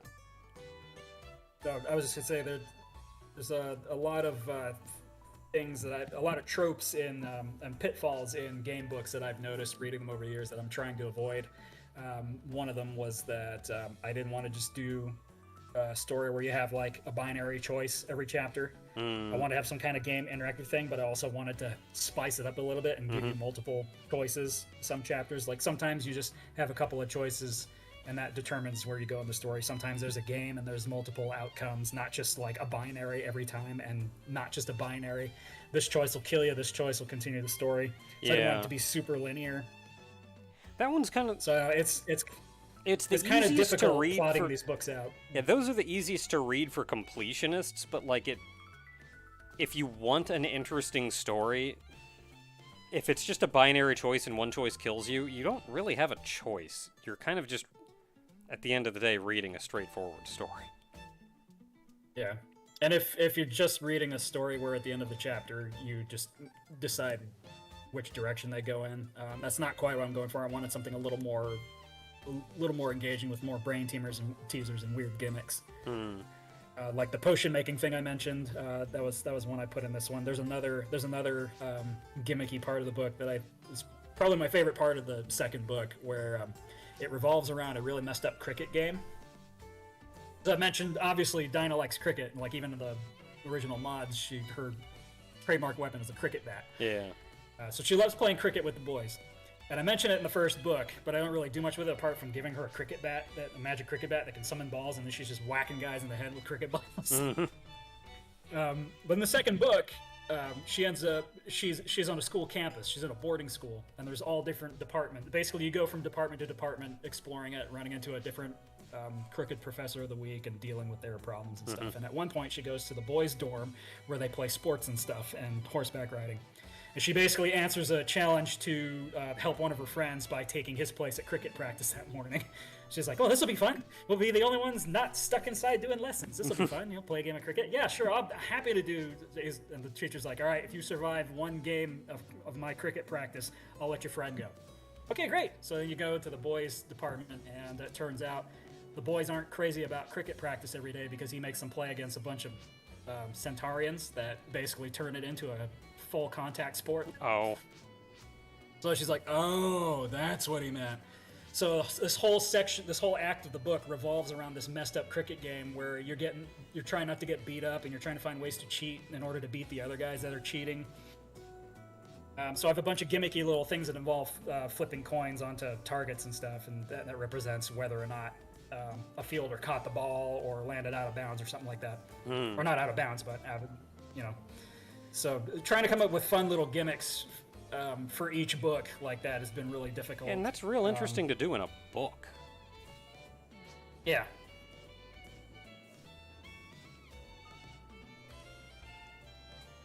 Okay, But I'm not racking my brain to... with some of these other ones. So.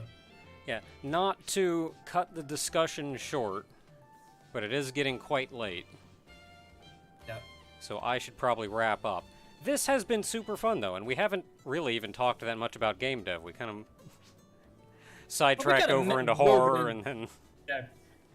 everything kind of came back to game development though. Like the horror, like we said, we're talking about horror fiction and horror game kind of walk hand in hand because a lot of indie horror games are adapted from scary stories. Yeah, and I think for me, games in general, just kind of a core part of what I do and experience. So most things kind of always come back to that or relate to that in some way. But all said, given that we didn't really actually talk that much about game dev, I certainly wouldn't mind doing this again. This has been great fun. Yeah, we can come up with some other topics to cover next time we meet up. Yeah. And then see how many tangents we go on there. Yeah, see how long we can stay on topic. I mean, this was pretty loose. This was pretty loose from the start, so I think we both kind of knew we were going to go on tangents, but Yeah, just here to have a good time. yeah. With that said, though, I am going to get some sleep because it's very late and I have to work tomorrow.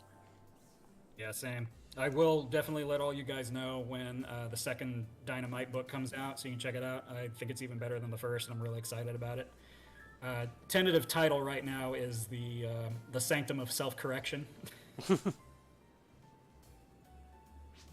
I know. I remember you said you used to be a teacher, so I think you'd really appreciate this one, just because it really dives into the whole crooked school faculty ruining a public school subject. Yeah. it's pretty wild. It's pretty wild, and the students are really scary. Well, I look forward to it. All right, thanks for hanging out, guys. Yep. Thanks for hanging out. Good night, everybody. Good night.